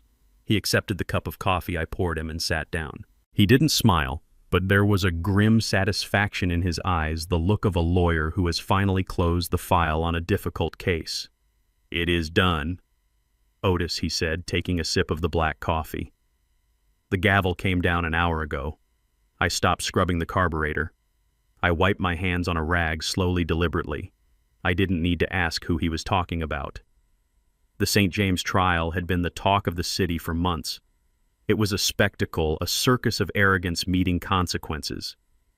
How long, I asked. Arthur got 12 years, Lucius said. Grand larceny, fraud, and embezzlement. The judge didn't like that he stole from a wedding guest. He liked it even less that Arthur tried to bribe the bailiff during the recess. 12 years. Arthur St. James was 65. 12 years was a life sentence. He would die in a cage wearing state-issued cotton instead of Italian silk. And Vivian, I asked. 8 years, Lucius replied.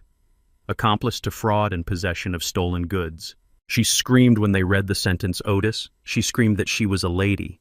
She screamed that you set them up. The judge actually held her in contempt, added 6 months to the term. I looked out the window at the gray sky. I thought about the dinner at my house. I thought about the way they looked at my furniture, the way they sneered at my life. They had walked into my home like conquerors planning to strip the gold from the walls. Now they were being stripped of their freedom. They lost everything. Lucius continued, opening his briefcase and pulling out a file. The estate in the Hamptons was auctioned off yesterday. It went for pennies on the dollar to pay off the creditors. Their townhouse in the city is gone. Their cars are gone. Even their clothes were seized to pay the legal fees. He slid a photo across the table. It was a picture from the courthouse steps taken by a paparazzi. It showed Arthur and Vivian being led away in handcuffs. They looked small, they looked shrunken. Without their expensive clothes, without their jewelry, without the armor of their pretension, they were just two scared old thieves. There was no dignity in their fall. They hadn't gone down fighting for a cause. They had gone down clawing at each other. During the trial, Arthur had tried to blame Vivian, saying she forced him to steal the coins. Vivian had testified that Arthur was abusive and controlling, trying to play the victim. They tore each other apart in public, proving once and for all that their marriage was nothing but a business arrangement that had gone bankrupt. It is a fitting end, I said, pushing the photo away. They built a life on taking things that didn't belong to them. Eventually the bill comes due. Lucius nodded. But there is more. He pulled out another document. It wasn't a court filing. It was a police report. Brittany, he said. I stiffened. I hadn't thought about Brittany since the night at the gala, since I got her fired from the bar. She was a bad memory, a ghost I had exorcised. What about her, I asked. She is in the wind, Lucius said. But she left a trail. After she lost her job at the bar, she didn't go to the temp agency like you suggested. She didn't go to a shelter. She went to the casinos. I let out a short, bitter laugh. Of course she did. She was looking for the quick fix. The big win. She still believed she was special. She still believed the universe owed her a jackpot. She racked up $40,000 in debt in 3 weeks, Lucius said. She was borrowing from loan sharks, Otis, the same kind of men Dante used to deal with. She thought she could charm them. She thought she could smile her way out of the interest payments. He tapped the police report.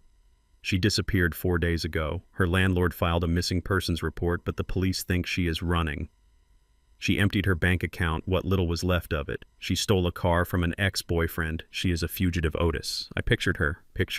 The girl who wanted a $50,000 dress. The girl who wouldn't have mixed race babies because it would ruin her aesthetic. I pictured her driving a stolen car, looking over her shoulder, sleeping in rest stops, terrified of every shadow.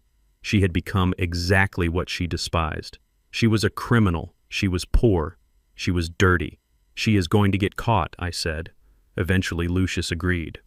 Or the sharks will find her first. Either way, her life is over. The Vanderbilt name is mud. The St. James name is a punchline. She has burned every bridge she ever crossed. I stood up and walked to the stove to refill the coffee pot. The warmth of the fire felt good against the chill of the news.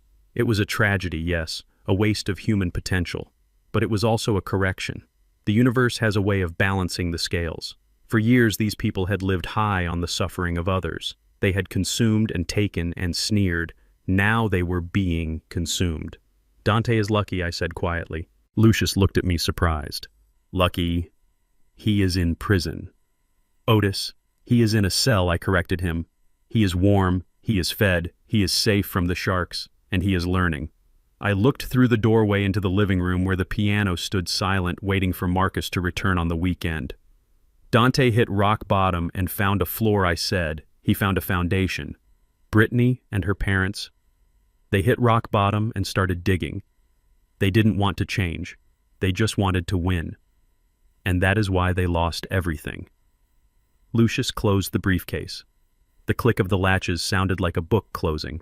So that is it, he said. The house is clean. The enemies are gone. You won, Otis. I didn't feel like a winner. Winners get trophies. Winners get parades. I just felt tired. I felt the weight of the years and the cost of the war. But I also felt peace. The kind of peace that comes when you know the perimeter is secure. It is not about winning, Lucius, I said, sitting back down. It is about order. They brought chaos into my life. They brought disrespect. I just put things back where they belonged. I picked up the carburetor I had been cleaning. The metal was bright and shiny now, stripped of the grime and the grease. It was ready to work again. You know, I said, turning the part over in my hands. Arthur St. James took photos of my furniture. He wanted to sell my history. Now he is going to spend the rest of his life in a room with a metal toilet and a concrete bed. He wanted a view. Now he has bars. Lucius stood up and put on his coat. You are a hard man, Otis King. I smiled. It was a genuine smile this time. I am a gardener, Lucius, I said. I pull weeds, and sometimes the weeds are deep. You have to pull them out by the root or they just grow back. I walked him to the door. The snow was falling harder now, covering the tracks of his car, covering the world in white. It was a clean slate, a fresh start. Drive safe, I said. I watched him leave. I watched the taillights fade into the white swirl. Then I went back inside. I had a carburetor to finish. I had horses to feed. I had a son who was writing me letters from prison and a protege who was getting straight A's in engineering school. The St. James family was a memory, a cautionary tale. They were the dust. I shook off my boots before I came inside.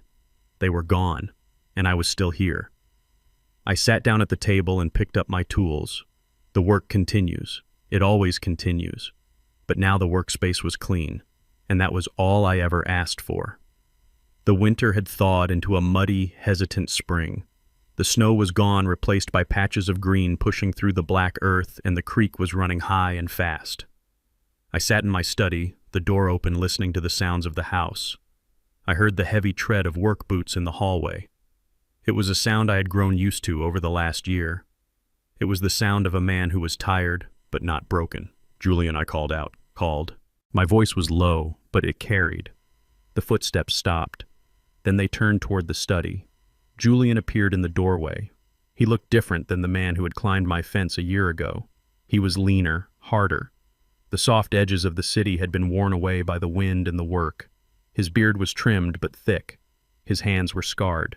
He was wearing the same flannel shirt he had bought with his first paycheck, but now it was faded and soft from washing. Come in, I said. Close the door. He stepped inside and shut the door quietly. He stood there, hat in hand, waiting. He didn't sit until I nodded at the chair opposite my desk. It was the first time he had been in this room since the night he found the diary in the attic. He sat down. He looked at the ledger open on my desk. He looked at the pen in my hand.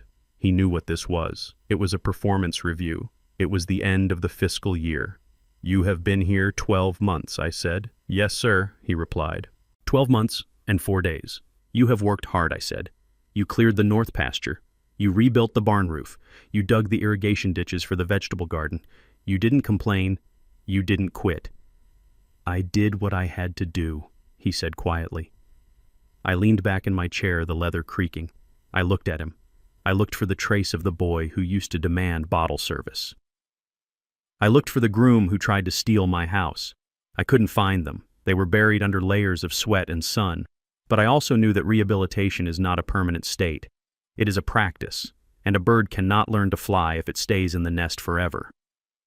I opened the top drawer of my desk. I pulled out a thick manila envelope. I placed it on the desk between us. Julian looked at it. His eyes widened slightly. He recognized the gesture. It was the same setup as the day he came to my old house demanding money, the day I gave him the lottery ticket. I saw the muscle in his jaw jump. He was remembering the humiliation. He was remembering the rage. "Open it," I said. He hesitated. He reached out his hand, rough and stained with soil. He picked up the envelope. It was heavy, heavier than a lottery ticket. He opened the flap. He reached inside. He pulled out a stack of cash, 50s and 20s banded together in neat bricks. He looked at the money, then he looked at me confused. "What is this?" he asked. I picked up my ledger. I put on my reading glasses. "I have been keeping track," I said. "Every hour you worked, every stall you cleaned, every fence post you dug. $10 an hour, 12 hours a day, 6 days a week." I ran my finger down the column of numbers. "I deducted your room and board," I continued. "I deducted the cost of your clothes and your food. I charged you fair market rent for the bunkhouse." I looked up over my glasses. "The total comes to $5,240, I said. "That is your net profit for the year." Julian stared at the cash in his hands. $5,000. A year ago, that wouldn't have covered his bar tab for a weekend. A year ago, he would have thrown it in my face and screamed that it was an insult. But today he held it differently. He held it with reverence. He thumbed the edge of the bills, feeling the texture of the paper. This is mine," he whispered. "It is yours," I said. "You earned it. You didn't steal it. You didn't beg for it. You didn't marry it. You bled for it." I closed the ledger. "That is the most money you have ever had in your life, Julian," I said, "because it is the only money that is real. The rest was just numbers on a screen. This is life. This is time." He nodded slowly, tears welling in his eyes. "Thank you, Dad. I will put it in the bank. I will save it." "No," I said sharply. He looked up startled. "You are not putting it in the bank," I said. "And you are not staying here." The air left the room. Julian's face went pale. "What?" he asked, his voice cracking. "You are kicking me out. I am launching you," I corrected him. I stood up and walked to the window, looking out at the fields we had cleared together. "You have done the work, Julian. You learned the lesson. You know what it feels like to be tired. You know what it feels like to be hungry. You know what it feels like to be a man." I turned back to face him. "But you cannot be a man in your father's shadow. As long as you are here, you are just my farm hand. You are just Otis King's son. You are safe here, and safety is dangerous for a man like you. You need to be out there. You need to be hungry again. But where will I go?" he stammered. "This is my home." "No," I said. "This is my home. It is my retreat. It is where I go to die in peace. You are young. You have a life to build." I pointed at the money in his hands. "Take that money. Take your truck. Drive to the city, not Chicago, somewhere new, somewhere nobody knows the name Coleman, somewhere you can be just Julian," and do what he asked, panic rising in his voice. "Whatever you want," I said. "Buy a set of tools, start a handyman business, wash dishes, paint houses, I don't care. Just build something that belongs to you." I walked over to him. I put my hands on his shoulders. I felt the muscle there, the solid strength he had built. "You wanted an inheritance," I said softly. "You wanted millions. I gave those away. But I am giving you something better. I am giving you a clean slate." I squeezed his shoulders. "You are debt-free. You are drug-free. You are delusion-free. You know how to work. That is more than I started with. I started with a shovel and a bad attitude. You are starting with $5,000 in a trade." He looked at the money. He looked at me. The fear was still there, but underneath it I saw something else. I saw a spark. I saw the same look Marcus had when he solved a structural equation. I saw possibility. "You really want me to go?" he asked. "I need you to go," I said. "For both of us. If you stay here, you will just be waiting for me to die so you can take over the farm. And I plan on living a long time." He let out a short, wet laugh. He wiped his eyes with the back of his hand. "Okay," he said. "Okay, I will go." "Today," I said. "Today," he repeated. He stood up. He clutched the envelope of cash to his chest.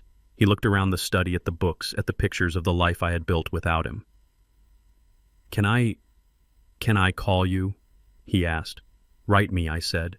"Letters are better. They take time. They mean more. Write me when you have an address. Write me when you have a job. Write me when you have built something worth talking about." He nodded. He understood. He walked to the door. He stopped and turned back. He looked at me for a long time, memorizing my face, memorizing the man who had broken him down to build him back up. "You were right, Dad," he said. "About everything. The house. The wedding. The work. You were right. I know I said. Now get out of here. You are burning daylight." He opened the door and walked out. I heard him go down the hall. I heard him go out to the bunkhouse. I heard the sound of him packing his few belongings. 10 minutes later, I heard the engine of his old truck cough to life. I walked to the window. I watched him drive down the gravel road. His truck was dusty. His tires were worn, but he was moving forward. He paused at the gate, the same gate he had climbed over a year ago. He looked back at the house one last time. Then he turned onto the main road and accelerated. I watched until the dust settled. I watched until the silence returned to the valley. I felt a hollow ache in my chest, the phantom pain of a limb that has been removed. I missed him already. I missed the boy I had raised. But I knew I had done the right thing. I had saved his life by kicking him out of it. I turned away from the window. The house was quiet. The work was done. I sat back down at my desk. I opened the ledger to a fresh page. Julian Coleman account closed. Balance paid in full. I closed the book. It was time to go check on the horses. It was time to help Marcus with his tuition application. It was time to live my life. My son was gone. But for the first time in 33 years, he was also free. And so was I. The sun hung low over the water, turning the surface of the lake into a sheet of hammered copper. The air was still, the kind of stillness that usually comes before a storm, but today it felt like a benediction. I sat in my folding chair, the canvas stretching tight under my weight, a fishing rod resting easy in my hands. The line disappeared into the dark water, connecting me to the unknown depths below. Next to me, Marcus sat on an overturned bucket. He was watching his bobber with the same intensity he applied to his engineering textbooks. He didn't fidget. He didn't check a phone. He just waited. He had learned the rhythm of the farm, the rhythm of patience. He was wearing a clean shirt, and his hands were scrubbed, but the dirt was still there deep in the creases of his knuckles. It was the mark of a man who built things. I took a deep breath, filling my lungs with the scent of pine needles and damp earth. It was a good smell. It was a clean smell. It was a world away from the stale perfume and desperate sweat of the Chateau Saint-Michel. Movement on the horizon caught my eye. I looked up toward the gravel road that wound its way out of the valley and back toward the highway. A cloud of dust was rising against the tree line, illuminated by the dying light. At the center of the dust cloud was a truck. It was an old Ford, rusted around the wheel wells, the paint faded to a dull matte primer gray. The engine coughed and sputtered, a mechanical wheeze that echoed off the canyon walls. The bed of the truck was piled high with tools, a ladder, and a few boxes of clothes. It was Julian. I watched him drive. He wasn't speeding. He wasn't driving with the reckless arrogance of the boy who used to tear through the city in a leased Porsche. He was driving slow, steady, careful. He was driving like a man who knew the value of the machine he was operating. A man who knew that if this truck died, he walked. He reached the crest of the hill. For a moment, the truck was silhouetted against the setting sun, a dark shape against the fire. He tapped the brakes. The brake lights flared red, a brief bloody flash in the twilight. He stopped. I knew what he was doing. He was looking back. He was looking down into the valley, at the farmhouse, at the barn, at the lake. He was looking at the only home he had known for the last year. He was looking at the place where he had died and been reborn. I didn't wave. I didn't stand up. I just watched. I felt a tightening in my chest, a sharp pang of sorrow that was as old as time. It was the pain of a father watching his child walk out the door, knowing he might never come back. It was the pain of knowing that I had broken him to fix him and the scars would never fully heal. He wasn't my little boy anymore. He wasn't the Prince of Chicago. He was a handyman with $5,000 and a hard road ahead. He was going to struggle. He was going to be lonely. He was going to face a world that didn't care about his last name, but he was going to survive. The truck idled for another 10 seconds. Then the brake lights went dark. The engine revved a low, determined growl. The truck crested the hill and disappeared, dropping down the other side toward the highway, toward the city, toward his life. The dust cloud lingered for a moment, then settled back into the earth. He was gone. I let out a breath I didn't know I was holding. The tension that had lived in my shoulders for 3 years finally uncoiled. Mr. King, Marcus said softly. I turned to look at him. He hadn't looked up. His eyes were still on the water. He is going to be all right, sir, Marcus said. I looked at this boy, this stranger who had become my family. I saw the strength in his jaw. I saw the intelligence in his eyes. I know he is, I said. He has good tools. We sat in silence for a long time. The sun dipped below the horizon, turning the world gray and blue. The crickets started their evening song.